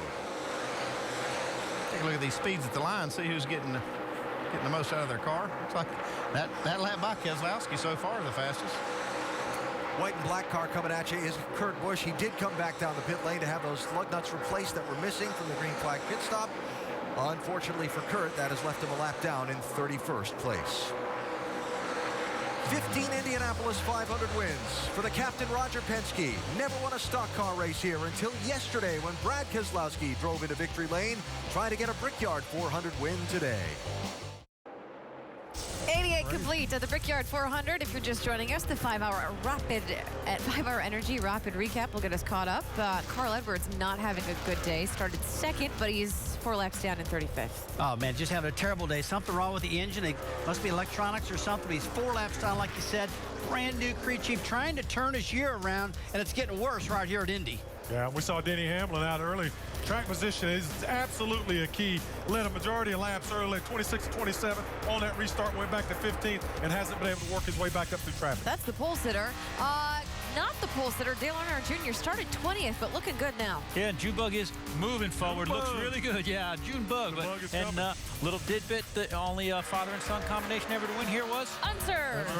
And Jeff Gordon chasing a 5th win here right now in 3rd with some impressive speed. Jeff's been really, really fast. He and his teammate Jimmy Johnson are 2 fastest cars on the racetrack. Keep going and going. Currently out front. front, Brad Keselowski in the 2 for the captain, Roger Penske. Never won a Brickyard 400, but so successful here in the Indianapolis 500. Rusty before in countdown. Oh, and here he comes down pit road. On a different pit strategy than the 48. Doc, coming your way. Brad Keselowski saying I'm a little free on exit, but I want a very, very small adjustment. They were warning Brad, do not speed on pit road, no penalties. Got a great race car. Going to change 4 tires. They've got to get it full of fuel. It will make one more stop around lap 130. Left front going on, left rear going on. They had a 12.5-second stop last time. Little issue with the left rear, but they're down and away. Alan? All right, Doc, thanks. I was looking at my numbers, and I just said to Andy and DJ, 2 cars got to be coming in shortly because he pitted at lap 60. That was a 30-lap run. Jimmy Johnson pitted at 72. You see, we're on 91 now, so he's another 10, 11 laps away from another visit to pit road. Yeah, I think this strategy is working out really well for them, and I think it's better than they even anticipated. I'm sure they didn't think they would keep the lead through this cycle. They did, and now they make that up, this stop, and they'll keep the car on the lead lap. And I got to think some of the other teams are trying to, or at least paying attention to what's going on here, maybe learning something. Only going 30 laps there, though. A little curious that now they're going to have to go 35. Well, they can go farther than you think. I talked to those guys down there. They wouldn't tell me exactly what kind of mileage they're getting, but they get good mileage. Yet they haven't played that hand yet. You heard Brad say on that 1 to 10 fuel-saving scale, he was at a 1. Wonder if that'll change here while he waits out the Jimmy Johnson pit stop. Of course, Brad, a big user of Twitter, and the folks in the pit studio are at it as well today at NASCAR ESPN with the hashtag pit studio if you want to be part of the conversation. I'll resist using the line about asking Brad what he's eaten during the race. But I can tell you, if you ask Brad about Junebug, he's got something to say. Dale Earnhardt Jr. has been one of the movers in this race.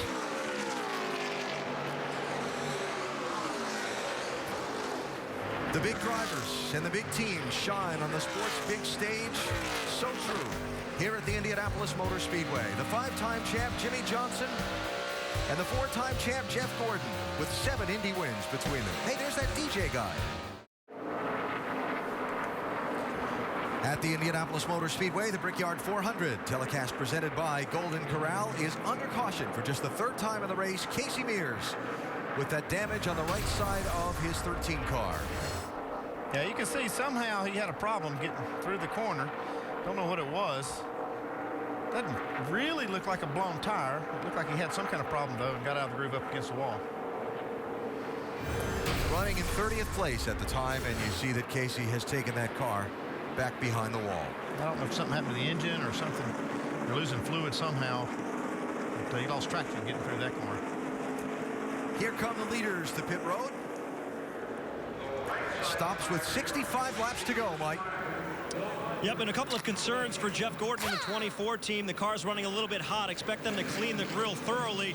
Also, he said the car's a bit tight, so they're going to make a track bar adjustment. They're going to go up a half round. Also expect a 4-tire change in the 24 car and a full load of Sunoco race fuel, Vince. For Jimmy Johnson, they're still working on the balance of the car. They're going to make a track bar adjustment up 1 round, 4 tires for Jimmy Johnson. Dave. Kyle Busch said his car is free all the way through the corner. They want to go back on an air adjustment they made the previous stop. As for Greg Biffle, running in the 3rd position, Biffle says, I need forward drive. I'm loose on the gas. They'll make a wedge adjustment. 4 tires. There goes the wedge adjustment. Biffle's out of here. Saw a little strategy. Fuel only for the 78 of Regan Smith.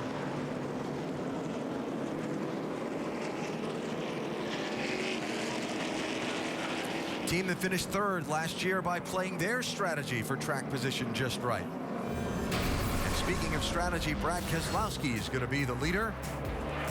Busy time on the pit lane as we're under caution for the 3rd time at the Brickyard.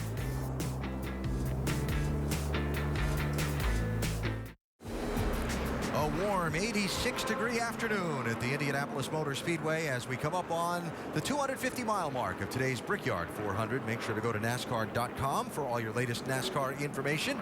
Working the 3rd caution of this race that came out after Casey Mears had trouble and caught the wall in turn number 2. Tony Stewart, our in-race reporter for the day, is back in 23rd, DJ.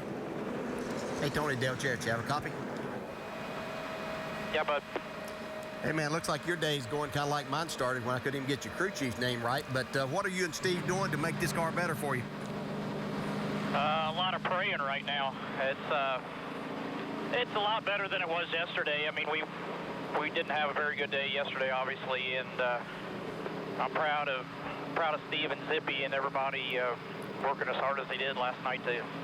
It's a much better race car than we had last night, but it's just kind of hard to get there from where we were yesterday, so we'll keep plugging away at it. Hey, Tony, the difficulty with these cars in traffic, how much more difficult is it in trying to make these passes? When your car's balanced, you can get through there pretty good still. It's just you know, if you're a little bit off at this place, it's hard to do the things that you need to do to get through traffic. So we're really having to catch guys off guard to gain spots here, but we got a long way to go here still, so we haven't given up on this thing yet. All right, we know that you won't. Good luck, buddy. Thanks, bud.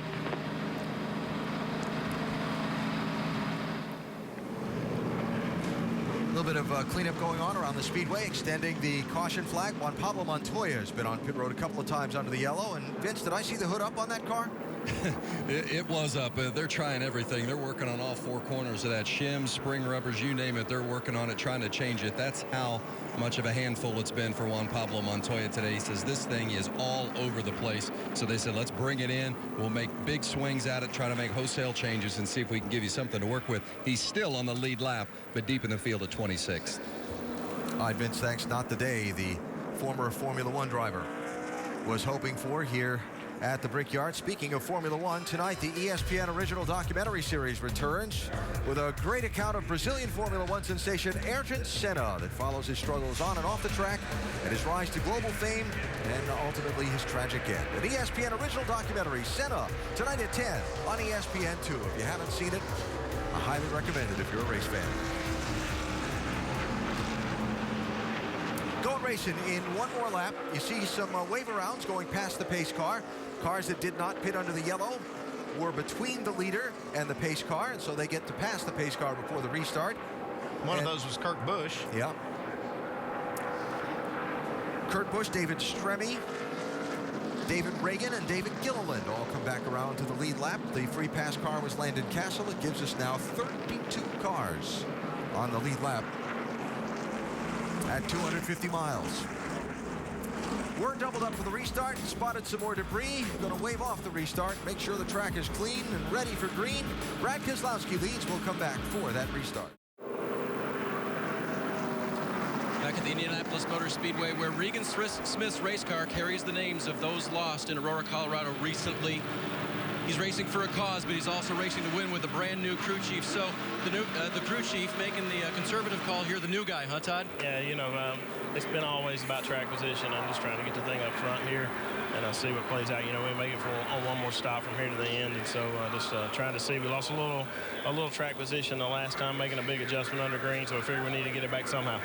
Thanks. Good on fuel. The racing is left in Regan's hands. And Dave, updating, they took right side tires on the pit stop, right? Not just fuel.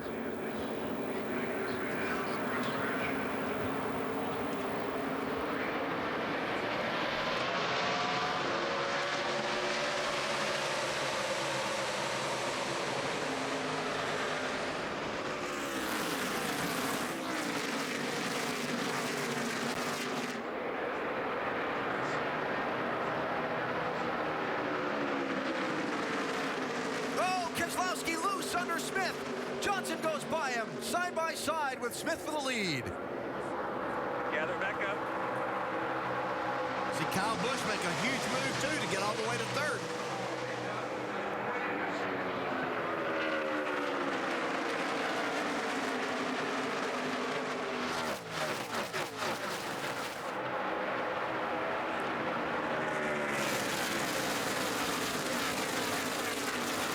A frantic first lap after the restart. Jimmy Johnson to the lead. Kyle Busch to second. Jeff Gordon to third. And remember earlier in the race when Denny Hamlin had a slide on a restart when he was contending for the lead? It's taken him a long time to get back into contention. Yeah, but he's there now, Alan, and I think starting 9th on the inside, as you pointed out earlier on this restart, was a big help there. And Brad Keselowski 1st to 7th, and all that strategy played to gain that track position. I think he might have overestimated the amount of grip he had in those tires that had 5 extra laps on them. Well, besides being that, he had a car on his outside, which automatically takes air off of your spoiler, too. So watch Brad. Corner, stand corner. Stand corner, back to you, outside, outside even. Outside even. He's by himself, 48's off you. Outside, inside, clear high. Inside, coming hard. Coming hard, inside. Wow. Inside. Was busy. I was going to say, at first, it was amazing that he didn't panic, but then he got into a kind of a panic. It looked like he was panicking. Yeah. 78 car, Regan Smith, obviously struggling, having just the fresh right side tires. Restarted 2nd. He's all the way back to 8th. Well, that's the thing. He had right side tires. The 2 car did not pit there. He had pitted earlier. He had about 5 laps on his tires when they made that stop, when the other leaders made their stop. There's last year's winner, Paul Menard, showing up inside the top 10 here. Yeah. I saw NASCAR Countdown earlier. You heard the conversation. Paul and his father, John, talking about what that win meant to their family, what this speedway has meant to their family. And oh, by the way, no give from Paul. He said, I want another. Casey Kane there was losing the spot. He's really struggling more than I anticipated. I thought once he got into the top 10, he was marching towards getting up towards that top 5, but that's not the case here. He's sliding back even more. Lost a couple of spots right there. Kane in the 5. It's all the way back to 16th, DJ. Just really thought with the speed we saw in practice and what they've been doing. Here comes a couple of guys in Ryan Newman and Mark Martin trying to work their way into the top 10.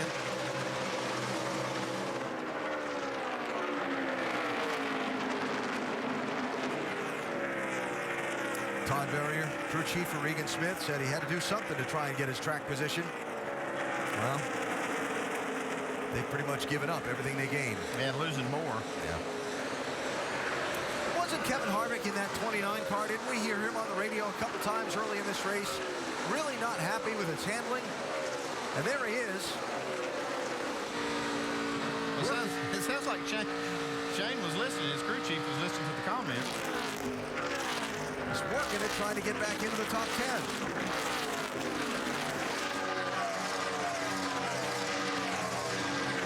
Back there, Tony Stewart making a pass on Jeff Burton, trying to get himself moving forward. Said they'd made some changes.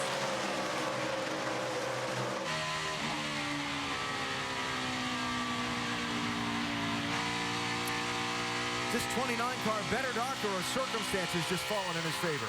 Actually, the car is better. Shane Wilson has changed everything but the number on this car. They have done everything they can think of. Shock, wedge adjustment, track bar, air pressure, rubber in, rubber out. And the car was very, very tight and snappy loose. But now the car is just a little bit loose on entry and exit, but rolls the center much better. And it's evidenced by the fact that now Kevin Harvick can drive it and sniffing the top 10 for the first time today. Dave Burns. For those wondering about the 5 car today of Casey Kane, it might be because he was fastest in one practice, 4th fastest in another. But Kenny Francis, his crew chief, when I talked to him this morning, said, I don't know about today. We had a horrible practice. And remember, I said he was 1st and 4th. Sometimes a crew chief just knows when the car is giving him some indications in that direction. So for Casey, some right front damage that he received on pit road may be part of the problem. They pulled on that right front fender the last time he was down pit road, but it's not handling up to spec right now. Doesn't take much to throw it off. I don't see it. It doesn't look like it's that bad, but it wouldn't take much to really make the car tight. Up front, 2nd position has changed hands. Jimmy Johnson has the lead after the big restart scramble where Brad Keselowski was sideways off turn 2. Kyle Busch now 2nd, having passed Jeff Gordon a little bit ago, Mike. Yeah, and Jeff Gordon's handling isn't a problem. Right now, though, he needs to get that car in as much clean air as he possibly can to bring the temperatures down. It's been a concern throughout the course of the day and still is. We got temp issues again. See what happens here. 10-4. A lot of grass on the grill. A lot of grass on the grill. just radioed in temps, and his oil temp is just beyond 240. Alan Gustafson said, tell me when it gets close to 300. That's our max. Yeah, 240 I wouldn't worry too much about, but I figured this grass would be an issue before the day is over. Not with us earlier, Andy talked about cars going so low in the corners that they clip that grass and throw some of the shavings, if you will, up into that grill opening of the car behind it. Yeah, it does that. It gets on the track, and it's not like you can just go dodge it as you're running around out there. So it does create a huge issue for these drivers and teams. Especially these crazy restarts where they go everywhere and start getting on the grass, and there's no way you can avoid it. Gordon in third, Hamlin back to fourth, Biffle fifth, Keselowski to sixth, and Dale Earnhardt Jr. running in seventh. Jr. started back in 20th. You see he's run as high as fourth, Vince. What's the latest on the 88? Right now he just says it's a little bit too tight. You know, in his last pit stop, he said, snug me up a little, but not too much, because when I'm in traffic, it's just too tight. Steve Letarte encouraging Junior, telling, hang in there, it's going to free up the longer you run. Junior's waiting on it.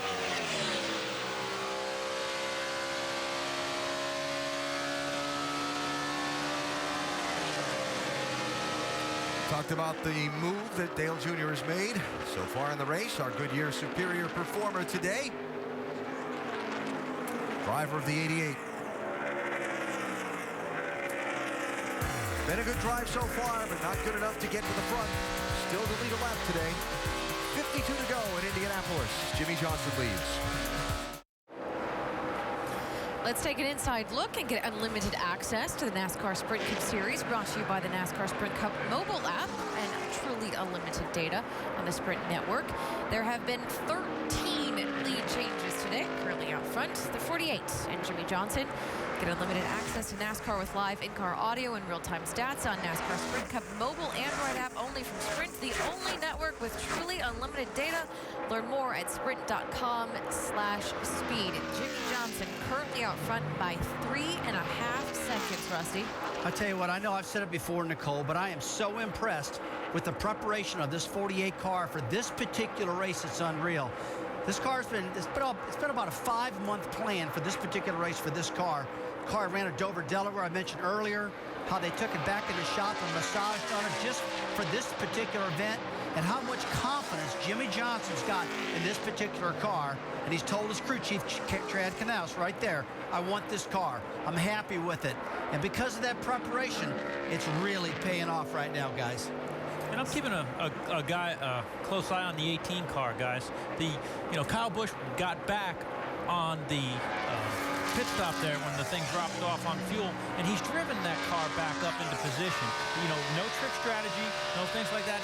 He's been quiet. He's not been on the radio upset. He's driven that car back into position. He and his teammate, Denny Hamlin, have both had problems and have driven back up. Whether it'll be strong enough to challenge a Hendrick Cars, I don't know, but I'm impressed with that drive. Earlier in the race, he lost 10 spots, but on that restart, he went from 7th to 2nd. The guy I'm keeping an eye on has been Martin Truex Jr. He has been in that 6th, 7th, 8th position all day long, just plodding along, maintaining a good platform with that race car. As you see, Rusty, he's got that bail up really low, split it really low. I know you like that. I think Martin Truex could be putting himself in a good position after this last pit stop, maybe to challenge that 48, just maybe. I'll tell you what, talk about position right now. It's getting late enough in the race now. Somebody's got to make some strategic call to make something happen right here. Got to take a chance, don't you? Somebody's got to take a chance. Pretty soon, somebody's going to do something different here. That would be Chad Knaus, the crew chief for Jimmy Johnson, currently out front. We are 114 laps complete at the Brickyard, 46 to go. Can Chad Knaus get his driver a 5th win at Indy? We'll find out coming up.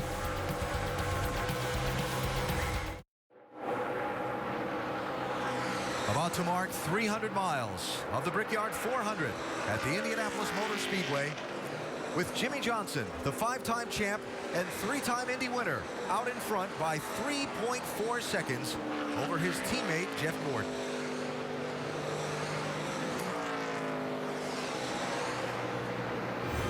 Coming off turn 4, the final time, knowing that whoever's around you can't pass you, and the adrenaline starts to kick. You can see the grandstands come to life, flash bulbs popping, look up and see the checkered flag waving. There's nothing better. Dale, you know what that feeling's like, coming to the checkered flag at Indy, knowing a win here is going to be yours. Yeah, I was thinking just as Jimmy was talking, kind of flashing back myself to what that's like. And it is just a tremendous feeling of accomplishment for yourself, for your race team, and just how much it changes your life and, you know, having that on your resume. Yeah, and for the teammates, you can see the 7 times. Hendrick Motorsports has seen that happen. And when you stand up on the wall, the same feeling. I mean, it's exactly the same. You know, when you can see that checker flag, you see your car coming, nobody's going to be able to pass you. It is really, really a great feeling. 4 of the last 8 at Indy for the Hendrick Motorsports team. They're running 1-2 right now. Joe Gibbs Racing is running 3rd and 4th. Kyle Busch 3rd. And Denny Hamlin runs in the 4th position. The AT&T Fastest Driver Challenge of the top 4 qualifiers. Denny Hamlin leading the pack. Remember to text FAST to 34763 to play AT&T's Fastest Driver Challenge, or visit AT&TFastestDriver.com. You could have a chance to win 4 Gs just by playing. Nice recovery for Denny Hamlin today. Remember, he was one of the contenders for the lead. On an early restart, he slipped in turn 1, fell from 3rd to 14th at the time, and has worked his way back up into the top 5. And it wasn't all that long ago that Kyle Busch was in front of Jeff Gordon for 2nd spot. Now you see how far he's fallen back off of Gordon's back bumper. 3 seconds he's lost to 2nd place, Dave. Alan, he radioed his crew and gave him an idea of why. Definitely struggling on exit, just being able to keep the car turning and throttle up. I can't do either. Okay, 10-4, I'll work on it for you. The working on it is going to be a track bar down and air pressure back where they had it before. And Kyle lately has had such terrible luck. The last 7 races, only 1 top 10, dropped from 9th to 13th in the points. And with only 1 win this year, he's not the top wild card candidate. Dave Rogers said a win here would be big for that reason and because of our short track program, which DJ mentioned at the top of the show. You see Greg Biffle passing Denny Hamlin. That'll be 4th place there, Dave.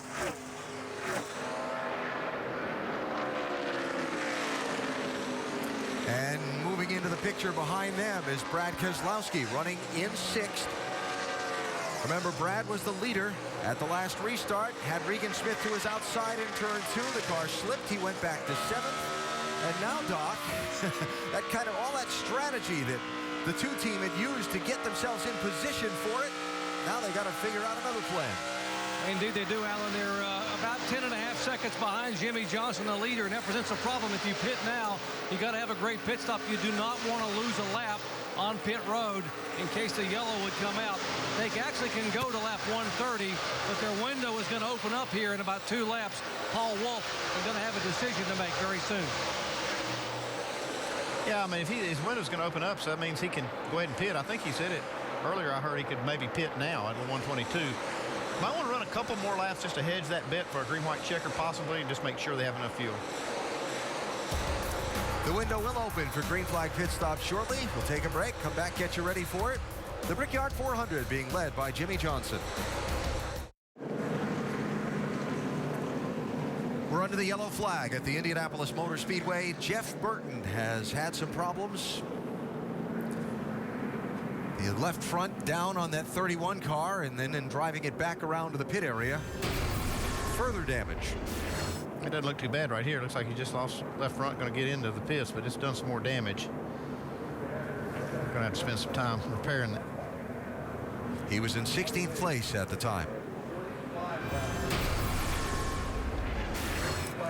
And so as Burton rolls back out, the leaders have come by pit road opening behind the pace car once already, and the pit road was closed for NASCAR to check if this 31 car was leaving debris and fluid behind it on its way in. The pit road is going to be open this time, and at the timing of the caution flag, all of us looked at each other and said, okay, here we go with that fuel thing, and that 1 extra lap of the pit road being closed might make a difference. It can be big because at 30, it was 35 to go. The last time out would be 34 this time. That 1 lap could make a big difference in who makes it and who doesn't. Yeah, it's going to be huge, and time they go back, get the track cleaned up because there was debris on the track also. They're going to have just over 30 laps, so we'll probably still see a few of them shutting it off under this caution, but they should be able to make it. Now's not the time to make a mistake on pit road, driver or team. You've worked all day for track position for these leaders up front. It's getting close to time to settle this race. That's it right here. That's what you live for.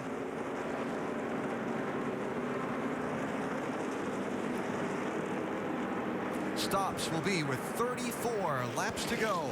Johnson, Gordon, Kyle Busch, Greg Biffle, Denny Hamlin, Brad Keselowski, your top 6. Doc? Brad Case says he wants 4 tires. Paul Wolf was thinking about rolling the dice and putting on 2 for track position to get him clean air. Got to get him full of fuel. Still going to be very close on fuel. Right side tires only are going to do 4. Mike Massaro. Jeff Gordon saying the only way he's going to get by the 48 is if they make him freer. They're going to make a track bar adjustment, 4 tires and fuel. Jimmy Johnson says he needs it to be a little more snug off that 4-tire change and around down to the left rear. Dave? Kyle Busch will give up third to take 4 and 2 cans of gas. They've made a track bar adjustment, air pressure adjustment. He leaves pit road. Watch that contest off the pit lane. 2 tires for Biffle. And Jeff Gordon. Somebody willing to roll the dice. Lost 4 positions. 34 laps to go at Indianapolis. Greg Biffle first off the pit lane. How's it going to shake out? Brickyard 400 is presented by Golden Corral. Help yourself to happiness. And in part by Goodyear, chosen for superior performance. Goodyear, more driven. And Chevrolet, and their award-winning cars, trucks, and crossovers. Down to the final 32 laps at Indianapolis to win the 2012 running of the Brickyard 400. Our telecast today presented by Golden Corral. Round of pit stops has just shuffled up the running order. Greg Biffle was first off the pit lane. Matt Fuchsia, the crew chief, making a little strategy call, Andy. 2 tires. I'm not sure it's going to work for him. He's going to get track position, though. He's going to have the lead on the restart. Dave, what's Matt Fuchsia thinking? How's this going to work? He made that call, Andy, so I thought you were going to talk to Greg there for a minute. I'm not so worried about the fuel, but I want to know, how about running on 2 tires? Others haven't had such good success. You know, we were in our fastest laps earlier when we took 2 tires. The car was the best it was. You know, we were kind of hovering right up there around 4th or 5th. You know, we got 30 laps to go here. We go back to green, so, you know, we weren't here to run 4th or 5th, so see if we get some track position, see if it makes a little bit of difference, and see what we got. Perhaps Greg will have better luck than some of the other guys, Andy. Well, just the fact that he's got the data in front of him and says that they ran their best run on 2 tires. Yeah, he was going off of that. I thought maybe they made it anticipating others changing just 2 tires. What's going on there in the double-up order? I think some guys shutting the cars off to try and save some fuel, and maybe somebody didn't get refired and it accordion things up. Jeff Gordon lost some spots on the pit road also. Stop wasn't a disaster. Just a little bit off of some of the leaders. Hit 7 on the front there. Yeah, there's only 5 lug nuts on that right front, but he hits them a few extra times. And working that fuel can on the back to make sure they've got it completely full. Split second on the fuel, but not a long time. Still enough to cost him quite a few spots. So Gordon back to 6th for the restart. You can see even compared to Johnson, he's only 1.5 seconds off. But these days, that's a lot. Yeah, I'd say the worst thing is that put him in 6th spot, which is on that outside. That could be the worst thing for him here. Yeah. Inside lane will be Biffle, Kyle Busch, Earnhardt Jr., Ryan Newman. Outside lane will be Jimmy Johnson, Denny Hamlin, Jeff Gordon, Mark Martin. Be 31 laps to go in a race that always features a late twist and plot. Are we set up for that right now?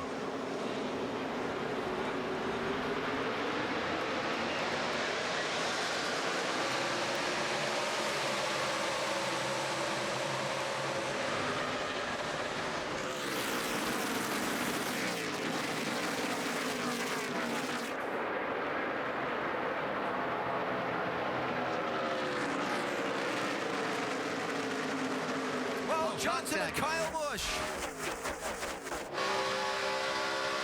great recoveries by Jimmy Johnson. You see Kyle Busch having to block now. He knows that could cost him some spot from these guys coming from behind. He's blocking Earnhardt Jr.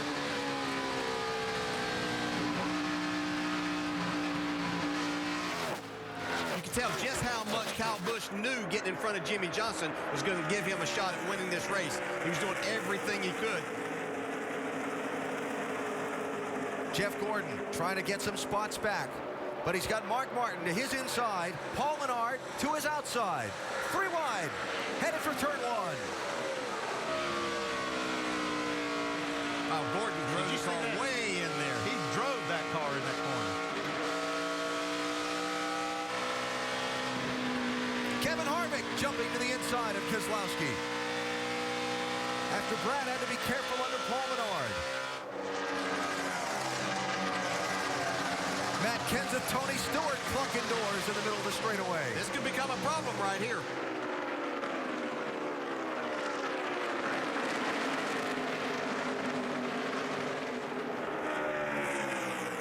And here comes Sam Hornish in the 22.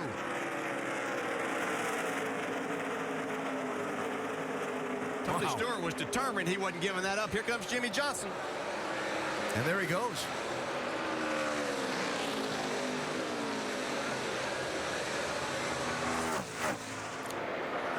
Judging by Biffle being on the inside as Johnson went by, I say that was okay, go on.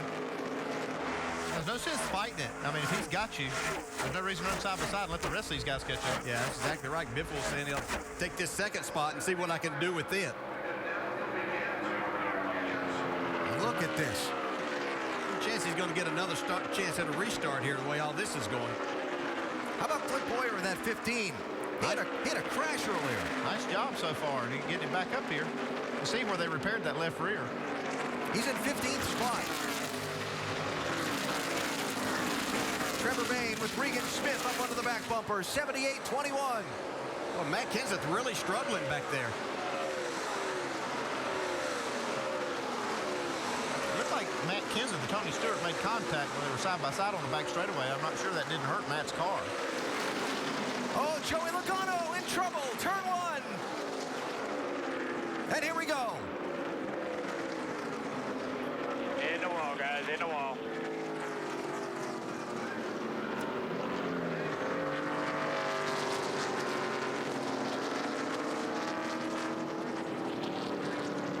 Matt Kenseth just talked about how he was struggling in some of the heavy racing since the restart. And now the NASCAR Sprint Cup Championship leaders got fire coming from under his car. Fortunately, Matt's out.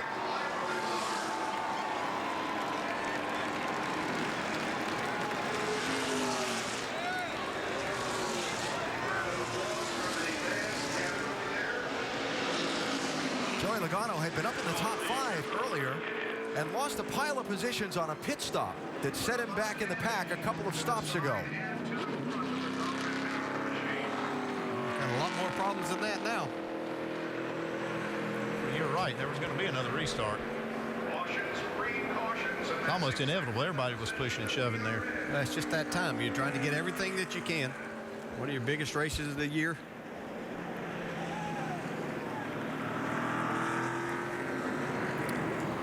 Well, Matt certainly not happy, and who can blame him?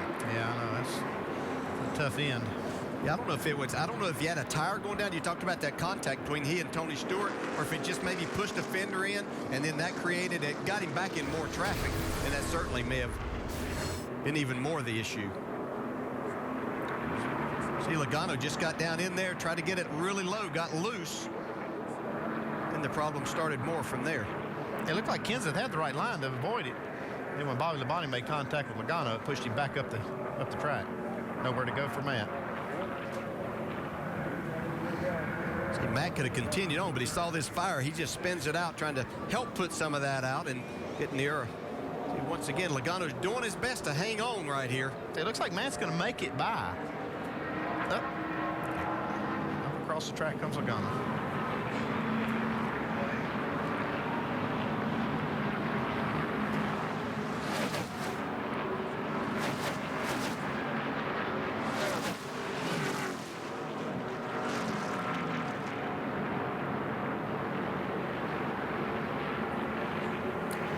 That was a race for 21st position.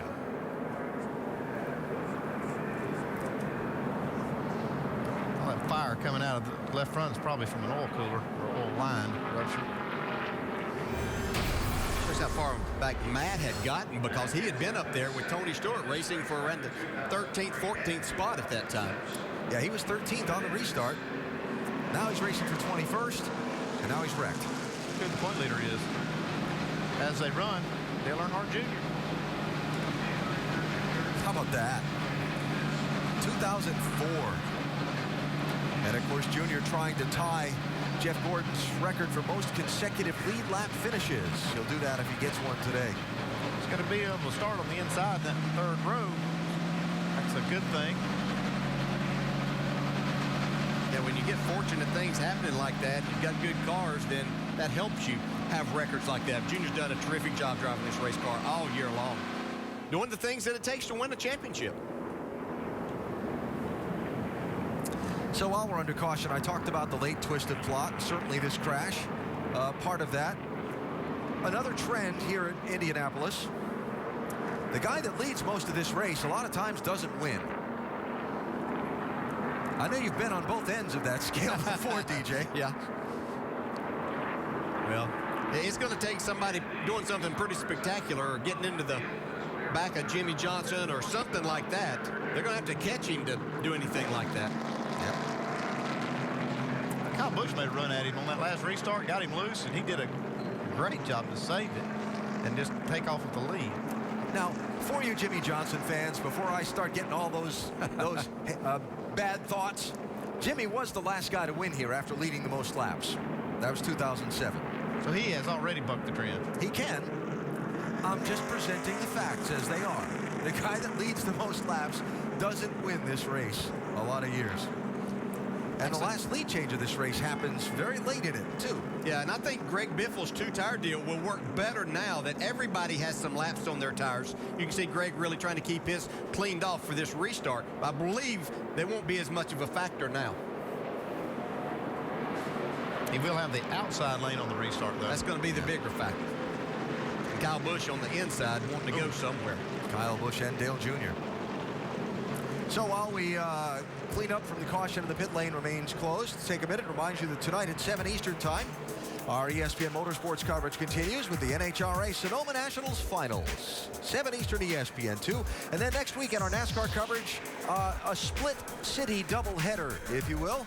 Iowa Speedway next Saturday night for the NASCAR Nationwide Series, 7:30 Eastern Time, ESPN2. Big crowd, great racing. Look forward to that. And then next Sunday, the NASCAR Sprint Cup Series. Speaking of big crowd and great racing, at Pocono Raceway, the 3 distinct corners, 3 different length straightaways. That'll be fun next Sunday starting at noon Eastern Time. One less distinct corner than what we have here. Yeah, 4 here, down to 3 next week.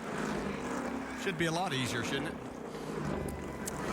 Been seeing a lot of guys looking like they're shutting it off and trying to save some fuel, Vince.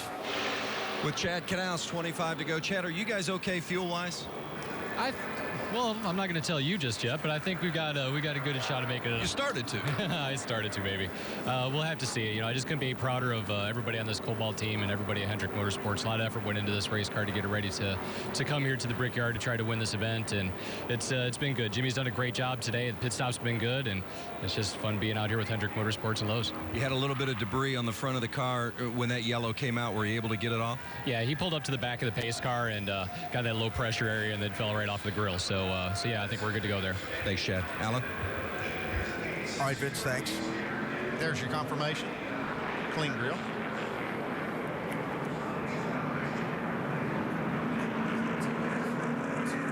Try to keep the RPMs as low as possible under caution. You can see there, around 4,000 RPMs. And now you see it get down to 0. He shut it off. You can see how they're trying to save fuel. Still shut off. Now, while you're watching that, Andy, I will update you that during the last caution, remember we saw that big accordion down in turn 1? NASCAR came on its race control channel and told all the teams you must maintain speed in line. So if you shut it off, you can't let that guy in front of you get too far away. Yeah, they'll give your spot to somebody else. Kyle Busch running third, Dave. He is indeed Dave Rogers making the calls for him this afternoon. Dave looking at a third place right now, and some mystery things that have gone away. Don't seem to be any issue whatsoever. What about his track position at this point and the speed of the car? Yeah, right now you have to keep all the track position you can. Everybody in the field is tight on fuel, but I think these caution laps put us all in a position where we can make it. A green-white checker will make it interesting, though. So good on the regular distance? Yeah, we're good on regular distance. All right, and then stay tuned for the rest, Doc. All right, Matt Kenseth coming out of the Care Center. Matt, it looked like you just about had that thing cleared. Yeah, but that doesn't count. So, yeah, it was disappointing. End of the day, we didn't run particularly well and just kept losing positions. It kept being on outside them restarts, and then the farther we got back, the dumber people drove and just kind of got us in some bad spots. So I should have had better restarts, and then we just got ourselves too far behind. We didn't have a real good car anyway, but we had a better car than where we were there then. Momentum-wise, what are your thoughts on the point? You came in here as the points leader. Obviously, you will not leave here as the leader. You run as hard as you can every week. You try to be smart. You try to race hard, pick your battles, get the best finish you can every week, and the points kind of take care of themselves. So I'm more worried about getting this behind us. Try to go next week, and try to go out and get a win. Thank you very much, Matt. Matt Kenseth, okay, but wanting to build some momentum for the chase, guys. All right, Doc, thanks. Certainly disappointing end of the day for Matt. 27 cars are on the lead lap. The field coming to the opening of pit road. It will be open this time to the lead lap cars. Any takers? We'll see if there's somebody that just absolutely can't make it. But I think a lot of them are going to gamble. They'll have another caution. They'll have opportunity to save fuel and see them all shutting them off. So that tells you that they're staying out. I'd say outside the top 10 back there somewhere, we might get some takers just to get some tires and a little more fuel. Make sure they've got enough because a few. I was thinking somebody like Regan Smith, who'd slipped so far back after their strategy play on the last one, put some fresh tires and some fuel and see what happens. Tony Stewart, 13th position, our ESPN in-race reporter on the day. Hey, Tony, Dale Jarrett, you got it? Sir. Well, you look like you've made things better with your race car. You're moving forward there and elected to stay out there. Yeah, it's getting pretty ornery out here now. Addington's doing a good job with the changes, and just having the biggest problem we're having, spiking guys that want to block and change lanes. I've had enough of that. It's not, we're not road course racing, so they change lanes and block me, they're going to get parked. I've had it. So your patience has run out for this day, huh? Well, it's, guys are getting themselves boxed in behind guys, and then when you get a run on them and do your job, they want to change lanes and block you. Ambrose ran Jamie McMurray clear off the racetrack on the backstretch, and you just kind of sit here as a driver and you say, I'm to the point where I've had enough of it for the day. So we're gonna fight for everything we can get, and it may not be the last guy that gets their feathers ruffled if they block anymore. All right, man. Good luck. Keep moving forward. Talk to you later. Thanks, bud. The very entertaining Tony Stewart giving you an idea. I think he means it. Nothing else. You get honesty, don't you? That's what the emotions are like behind the wheel as the intensity builds toward the finish here at Indianapolis. That's fun. In the closing laps of this 19th running of the Brickyard 400, 22 laps to go, and an interesting situation coming up on this restart. Jimmy Johnson on 4 tires, Greg Biffle on 2. I would be a little bit more concerned if Greg Biffle was on the inside on 2 tires. I think his car would have a tendency to get loose like we saw Brad Keselowski do. I think Jimmy on 4 tires on the bottom is good, and I think being on the outside on 2 tires is good for Greg Biffle. I'm watching Denny Hamlin to see if he can get back up. We saw the lap that he laid down in qualifying. He was so fast. I think he's the only car in that top 5 that can run wheel to wheel with Jimmy Johnson. Well, guys, we saw the restart yesterday in a nationwide race, how important it is. With only 21 laps to go, Jimmy Johnson with those 4 tires, he's got to get a killer restart right here. He's got to clear Greg Biffle getting into turn 1 so Jimmy's car doesn't get loose and get sideways like we saw many times today. So to me, this restart is going to be important for Jimmy. You win 4 races at the Indianapolis Motor Speedway, and it puts you into some pretty rare air. Jimmy Johnson has the chance to do that today for his boss, Rick Hendrick. He's won a couple of these races, right, Vince? That's right, Nicole. In fact, a lot of good things happening for Mr. Hendrick and company today with Jimmy in the lead. Dale Jr. is taking over the points lead. Jeff Gordon running at the top 6. How nervous are you at this point, hoping it sticks that way? It's been a good day so far. I think we said it a minute ago. Cars are running really well. I'm proud of all of the guys, and it's been a great day. But, you know, 20 laps here is like eternity. So, you know, we got a good shot. So I'm just going to keep my fingers crossed and hope we have no more cautions and we're not one of them. Thanks, Mr. Hendrick. Let's go to Alan. Hendrick cars running in the lead, running in 5th, running in 6th. There are 50 miles to go. Tony Stewart's description of the intensity this race has taken on after the last restart. Here we go again.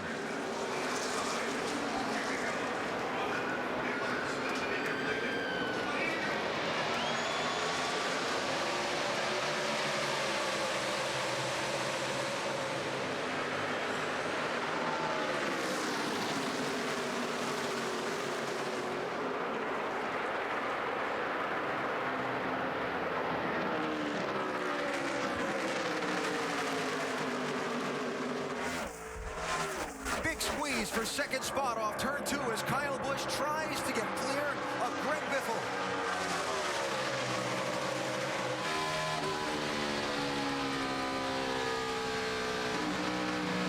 Kyle Busch drove it deep into turn 3. He's able to make it stick, though. Takes that second spot.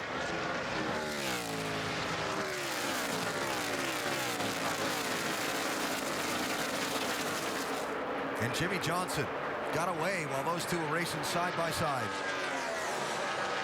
And Jeff Gordon and Denny Hamlin lost some spots too on that restart. Ryan Newman able to move forward. Oh boy, Kevin Harvick squeezing through. Brad Keselowski. Here's Paul Menard, 27, trying to take advantage with Mark Martin in that outside lane.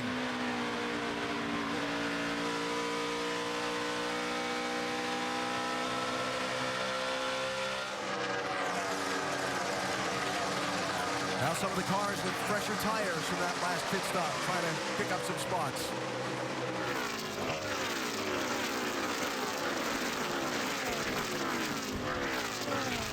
'78 Regan Smith, one of those who stopped Marcos Ambrose in the 9.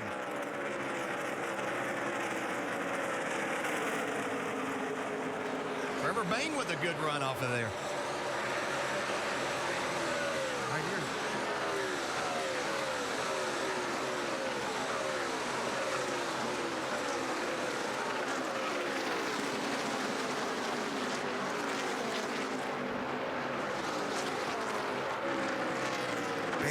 Who pitted. Brad Keselowski around Kevin Harvick for 10th spot. Remember, Keselowski led over 50 miles of this race, was on an alternate pit strategy with most of the other front runners. He and Jimmy Johnson running 1 and 2 for a pretty significant chunk of the race. And then Keselowski slipped on a restart and fell from 1st, racing for 1st, to 7th, and he's not been back at the front since. You know, we talked about how difficult it is just to find your way back after any type of mistake. Tony Stewart, who's been well outside the top 10 most of the day, used that inside starting spot on that restart where he restarted 13th. Able to make a couple of passes and up tonight. Damage there on Mark Martin's car.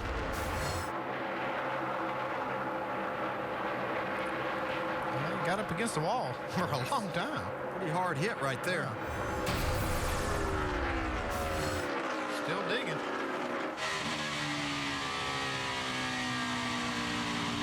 Trying to get the 11th spot there from Kevin Harvick. 56-24. Martin Truex Jr. up to 7th. Jeff Gordon trying to get back a couple of the spots he lost on that restart by being stuck in that outside lane. Well, it all got started back on that pit stop whenever they were just off a little bit. That put him back, and that got him restarted on the outside the last 2 restarts, and he just hasn't been able to recover.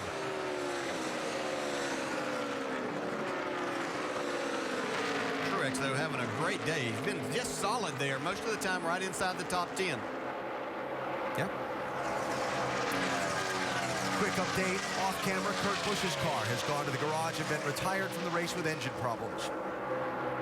There's Jimmy Johnson, the leader. Look how far he got away from Kyle Busch on that restart, while Busch and Greg Biffle were racing for 2nd.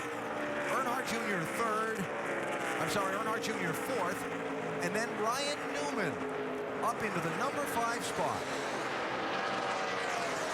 It's another team that needs to win another race to get in the chase. Yeah, he really took advantage of lining up on the inside on that last restart, 7th, and was able to make a couple of passes and get himself up into that 5th spot. Denny Hamlin trying to close in on him. Keselowski, he's made that spot, taking that night spot away from Tony Stewart, but Tony hanging in the top 10. I'd say he might be pretty satisfied with a top 10 the way most of his day has gone here. He was running as low as 32nd at one point in this race. Been one of those character building weekends for this team. Is that what you call it? Yeah. Had to work hard for it. Somehow I have a feeling Tony might use a different term.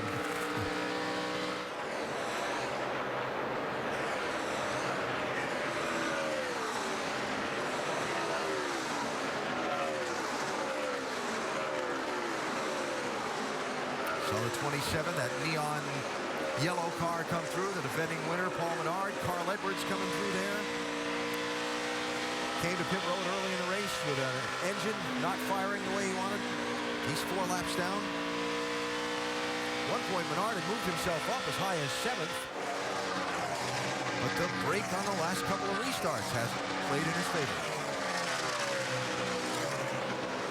Since that outside line, Alan, that you pointed out early on these restarts is even worse this year than what we've seen it in the past. It just hasn't, they just haven't ventured out there and gotten any rubber down on that part of the track at all.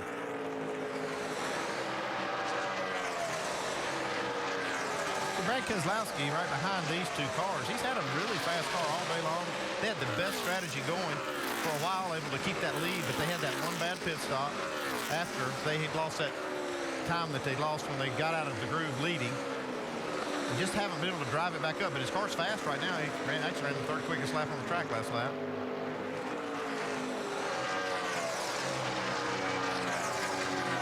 Like I say, everything has to be right. You can't make mistakes anywhere. Not on the pit stops, not on the restarts. Just getting out of the groove, leading the race, went back, and then had the bad pit stop. Here they are.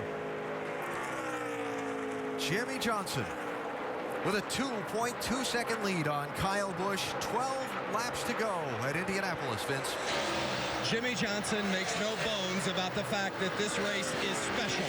His hero was Rick Mears. Mears won here 4 times, and you can imagine what that would mean to Jimmy if he could finish the job today and get it done. Chad Knaus has told him, save the tires in case we have a late restart, but otherwise you're good. Dave, Kyle Busch has seen the back end of that 48 car so many times. He's beat him a few times, but this would be the place to really take it to Jimmie Johnson. There were a few laps where Kyle was faster, but Jimmy now laying down the faster laps, and it's going to be tough for this 18 to catch him and win the race. Greg Biffle, we talked earlier how this aggressive driver has such car control, and he's been able to do it through here through a 2-tire stop and maintain his track position. For Biffle to take his Ford to victory lane, also huge here, but he's got a long way to catch him at this point. Vince? Dale Earnhardt Jr.'s crew chief Steve Letarte said, we've got to come from 20th. I don't think we can do it without some major strategy gambles unless we just have a rocket today. No major strategy gambles for the 88. They've had a rocket. They've won this year, and today, at this point, they are the points leader in the Sprint Cup chase for the championship. Dave? Remember, just the last race in the Sprint Cup Series was all Denny Hamlin's until a late pit stop.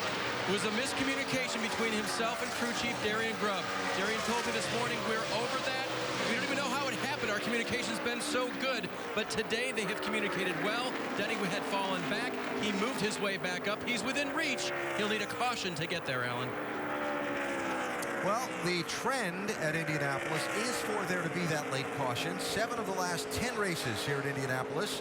The last green flag run was 11 laps or less. We have now 10 laps to go in this race. Countering that trend, there's only been a green-white checker finish here 1 time.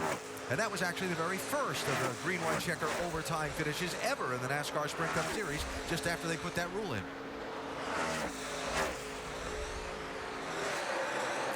Been in this position before, Dale, out in front, heading to the late laps. You have a good race car, obviously. You've been here before as Johnson has in so many crucial situations. Is he immune to nerves? No, you're still nervous. You still have to do your job. You see him still sliding the car around off the corner there. You still have to do your job. Anything can happen here. You have to stay totally focused. We've talked about hitting your marks every single time. There are 4 difficult corners every single lap that you have to encounter. If you slip just a little bit, you find yourself out of the groove and into the wall, the race could be gone. And key moment of this late stretch of the race was when Johnson got away on that last restart, and Greg Biffle and Kyle Busch raced side by side for second through turns 1 and 2. That allowed Johnson to open that gap and put himself in position to score this win. Jeff Gordon finally going to get around Martin Truex Jr. He's worked on him for about, 8-9 laps. He really worked him hard. Martin Truex was doing a great job of holding him off, but Jeff Gordon's had a fast car. Just unfortunately, it doesn't look like the day's going to be the day to get it in victory lane. Oh, almost into the wall with the right rear off of 4.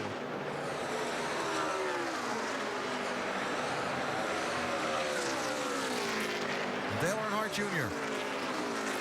continuing to be steady and strong and near the front of the pack every week. Of course, breaking the long dry spell earlier this summer. And in that conversation with Steve Letarte and Jr. that Marty Smith had earlier on NASCAR Countdown, Marty said, tell us why you can win the championship this year. And Letarte's very quick answer back was, tell us why we can't. Can they?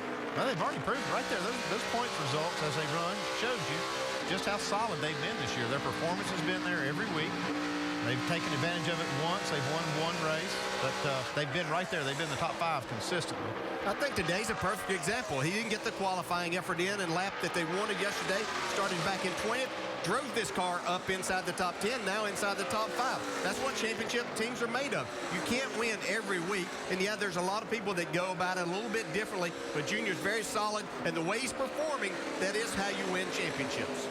I found the conversation about Junior's level of engagement with the race team and how much it's grown to have been a fascinating one. How he said, I'm learning stuff now 12 or 14 years in.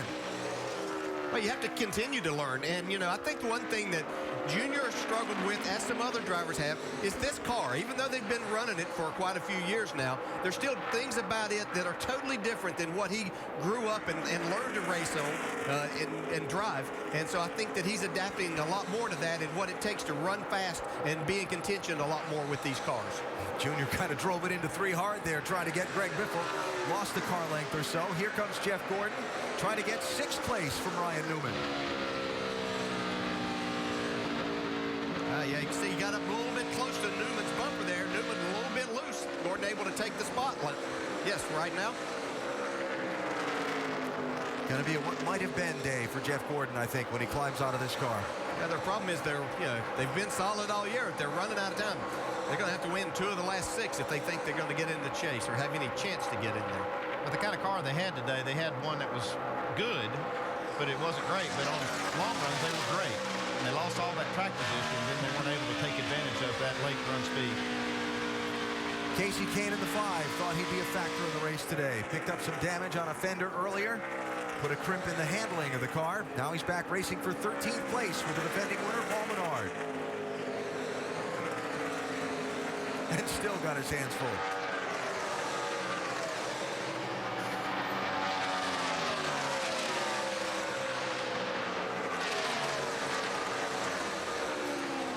And Jimmy Johnson coming around to 4 laps to go.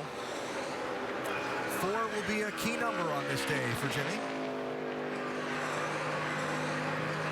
Trying to secure his 4th win here at Indianapolis.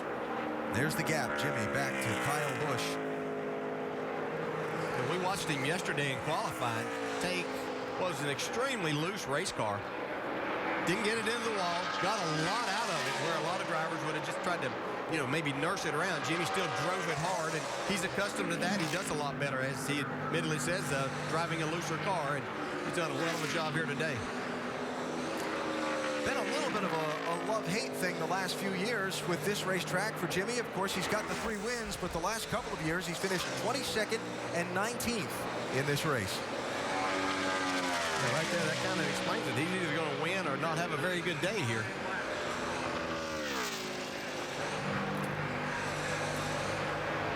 So much talk about Jimmy and Chad Knaus and the dynamic duo and all they've accomplished together. 5 consecutive championships and wins in the big races. And because of people's rooting interests in the present, you get people that don't like you, and you get people that like you. You're both fully well aware of that. But in hindsight, this group together and individually are going to be looked back on as being some of the very best ever. And they're not finished. See right here, they're going to look like they're on their way to winning this one. They look pretty good for the championship, too, to me. Yeah, and you say they're going to be looked back on. I think that they need a little more praise, a little more attention while they're doing all of this. I don't think Jimmy Johnson gets enough credit at the talented driver that he is. I think that so many people think he's with Hendrick. He has one of the, if not the best in Chad Knaus, that he should get it done, but you still have to go get it done, and he does it all the time, especially in the big races. Casey Kane making some late hay. Looking to pick up another spot. This is 12th place he's in a race with for Kevin Harvick.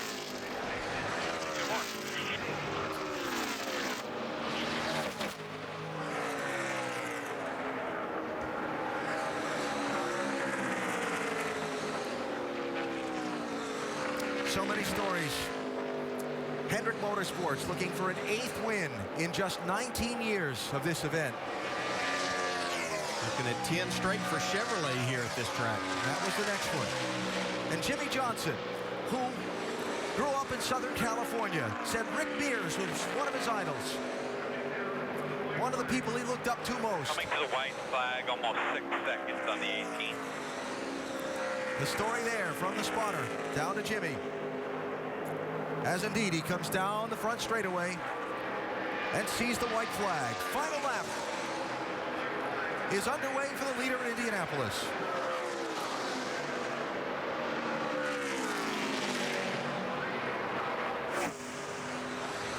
Such a tremendous feeling to know that you and your team have put it all together.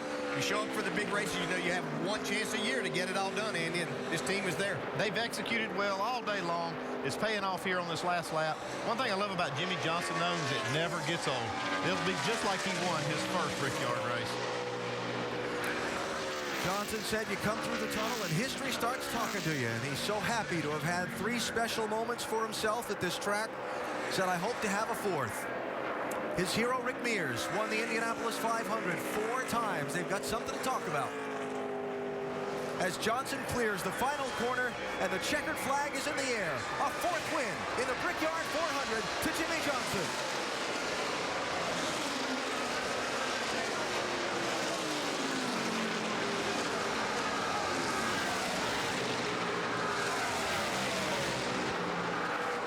A 4.7-second margin of victory over Kyle Busch. You see the cars as they come across the finish line at the top of your screen, including a tight squeeze. I'll let you call that one.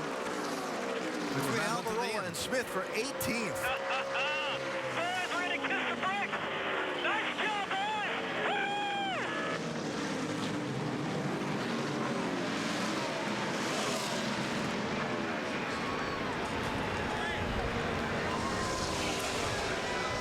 Vince, they led 99 of 160 laps today, and they are going to kiss the bricks together for a 4th time. Chad Knaus, you told me this morning that historic milestones aren't on your radar right now, but today you guys flex a muscle in a pretty big race. What's your perspective of that whooping you issued? You know, it was just a fantastic weekend all the way around. We had a well-deserved weekend off last weekend. Everybody got a little bit of time off, and I think the whole team came in pretty energized this weekend and ready to go. A lot of effort came in working on this race car. Same race car we had in Dover, Delaware that we won with, so it's 2-0 right now, so it's a pretty special little car for us. And everybody worked really hard. I couldn't be happier with what we've got. Everybody at Hendrick Motorsports, the engine department, everybody at chassis shop, and obviously everybody in the 4888 shop just did a spectacular job. And you know, Jimmy, he's awesome. Jimmy said that he's learned to run this race better and learned to drive this track better, and it's helped you set the car up better. How much of that did we see this weekend? I think we saw it from the first time we got on the track this weekend. We, you know, especially with the condensed schedule that you've got here, if you don't come off the truck pretty close and the driver really able to tell you what's going on, you can get lost quickly and never get it back. And we came in calm and ready to go and energized, and Jimmy was giving great feedback from the time he got on the track. So it was all up to him. He did an awesome job today. Great team effort for the 48 today. Winners at the Brickyard.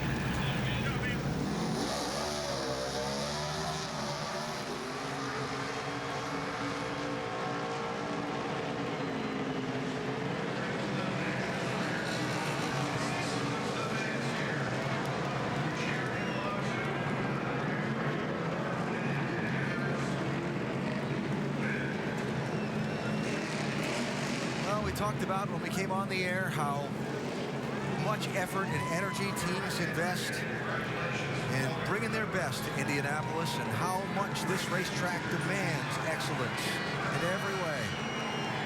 What a great race car today. Strategy, pit stops, all executed perfectly. Yeah, everything was perfect. Car was just outstanding.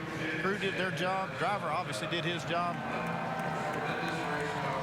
Yeah, it makes your job so much better when your pit crew can do their job throughout the entire race.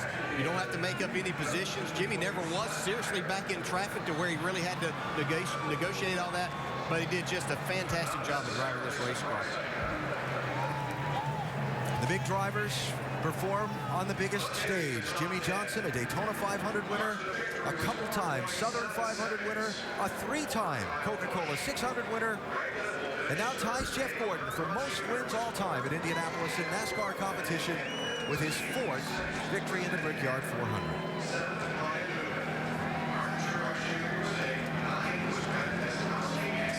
Matt Kenseth with his difficulties during the day, so Dale Earnhardt Jr. becomes the leader in the NASCAR Sprint Cup Series Championship after a 4th place finish today, Mike. One heck of a run for the 88 team. How would you assess the afternoon? Well, we just, you know, had some good fortune of starting on the inside on those last few restarts. We had about a 4th to 8th place car, and you know, it just seemed to get some good fortune on how the restarts lined up for us at the end. And the car was fast. I was trying to pass Biffle, but just sitting there behind him, good aero tight, couldn't get no closer than I was. And with it, you are now the point leader. What's that like as this regular season now winds down? Yeah, you run in the top 5 and the top 10 enough, you'll get enough points. But we'd like to win some more races. And I know our fans would like us to win some more races too. So we're working real hard, real happy with our result today. Happy for Hendrick Motorsports and for 488 Shop, and everybody's got to be happy with what happened today. We had all the cars run pretty good. So we'd like to win more races though. So you know, we're just work hard for that. Dale Earnhardt Jr., the point leader for the first time since 2004, Alan. And a quick look at the championship standings. With now 6 races to go until the field that will compete for the title is determined on what should be a very fun Saturday night in Richmond in early September. Clint Boyer lost a spot, back to 10th. Brad Keselowski moves up 1. Yeah, Martin Truex with a solid day moves up a spot to try to keep himself inside that top 10. And all of those drivers, Boyer with a full race lead over 11th place. Remember, top 10 on points make the championship. And the wild card picture based on those in 11th through 20th in points and most number of wins. So Casey Kane will still have the wild card lead. Kyle Busch will have that number 2 spot. Carl Edwards with his difficulties today. 5th place finish for Jeff Gordon today, Dave. Yeah, he sure could have used one of those wins, Alan. Jeff, where did you fall behind today in the 24 car? Track position. You know, we had a car that could compete for the win. I think we're probably one of the only ones that really could compete with the 48. Congratulations to Jimmy and Chad and that whole Lowe's team and Rick Hendrick. I mean, they're that good, you know, and they deserve to be in victory lane today. They were the best team, you know, and they had a fast race car. But we had as good as a race car, if not better. We just could never get the track position, and when we did, you know, it was so hard to pass. But you know, our drive-in hunger. Chase Credit Card Services Chevrolet was awesome. We lost some track position, and then the restarts, I started on the outside both times, and that definitely didn't do us any favors. So it's hard to pass, and it was a solid day for us. You know, can't complain about it too much. Just would like to have been up there to battle with Jimmy, at least make it a little harder on him. My gosh, he had it pretty easy there at the end. Weren't too many that could keep up with him today, but a solid day for the four-time winner, Jeff Gordon. Well, he had enough fuel to get to the checkered flag. He had enough fuel to do the burnout. He didn't have enough fuel to get to victory lane. Almost. It made it right to the entrance. But continuing the day-long assistance of the 48 team, they'll get him there.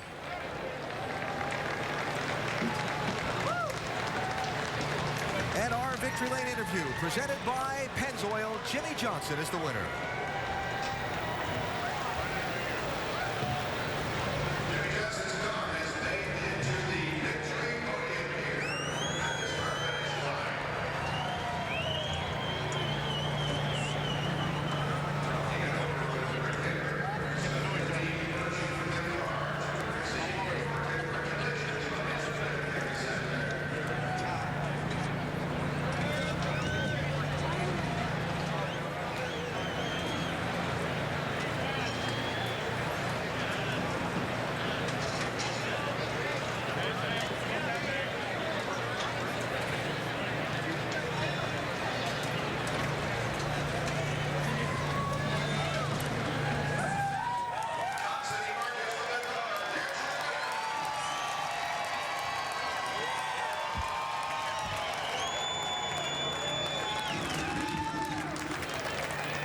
A.J. Foyt, Al Unser Sr., your hero, Rick Mears, Michael Schumacher, Jeff Gordon, and now Jimmy Johnson, four-time winners at the Indianapolis Motor Speedway.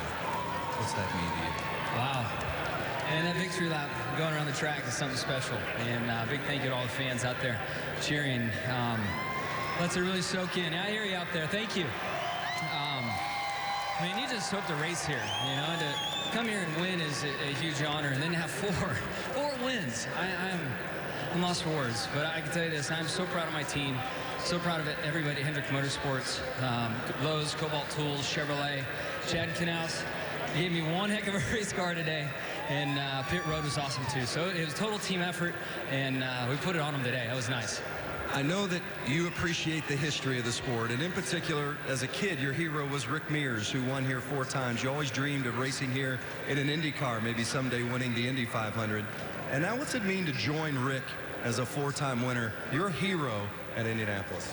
And it's wild, and you know, Gordon as well. I looked up to him, and it was really wild for me to get my start driving in a Cup car for him. So to tie both of those guys and what they've accomplished, again, I just hope to come here and race. I had no idea this would turn out, and I can remember back to watching the 500 with my grandfather and my dad sitting on the couch, you know, watching the 500 take place, and my grandfather told me stories about Indy and that he came here and he was at the racetrack. So, you know, I'm glad to have my own memories here, and for my family, you know, I must say, I couldn't do it without the support of my wife and my daughter, and it's a total team effort on all fronts.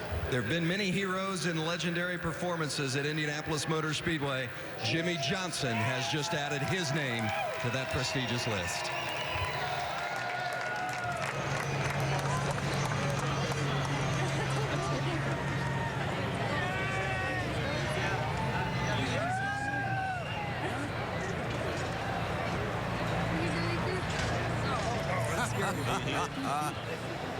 The celebration is on.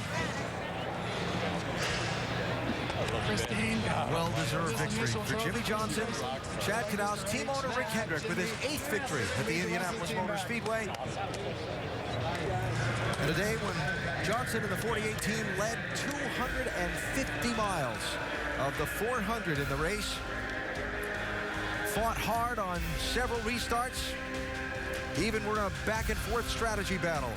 And Johnson and company continuing to add to their legacy at this racetrack and at NASCAR Sprint Cup Series racing. 4 victories for Johnson and team. Today was number 4. They're getting ready to kiss the bricks again.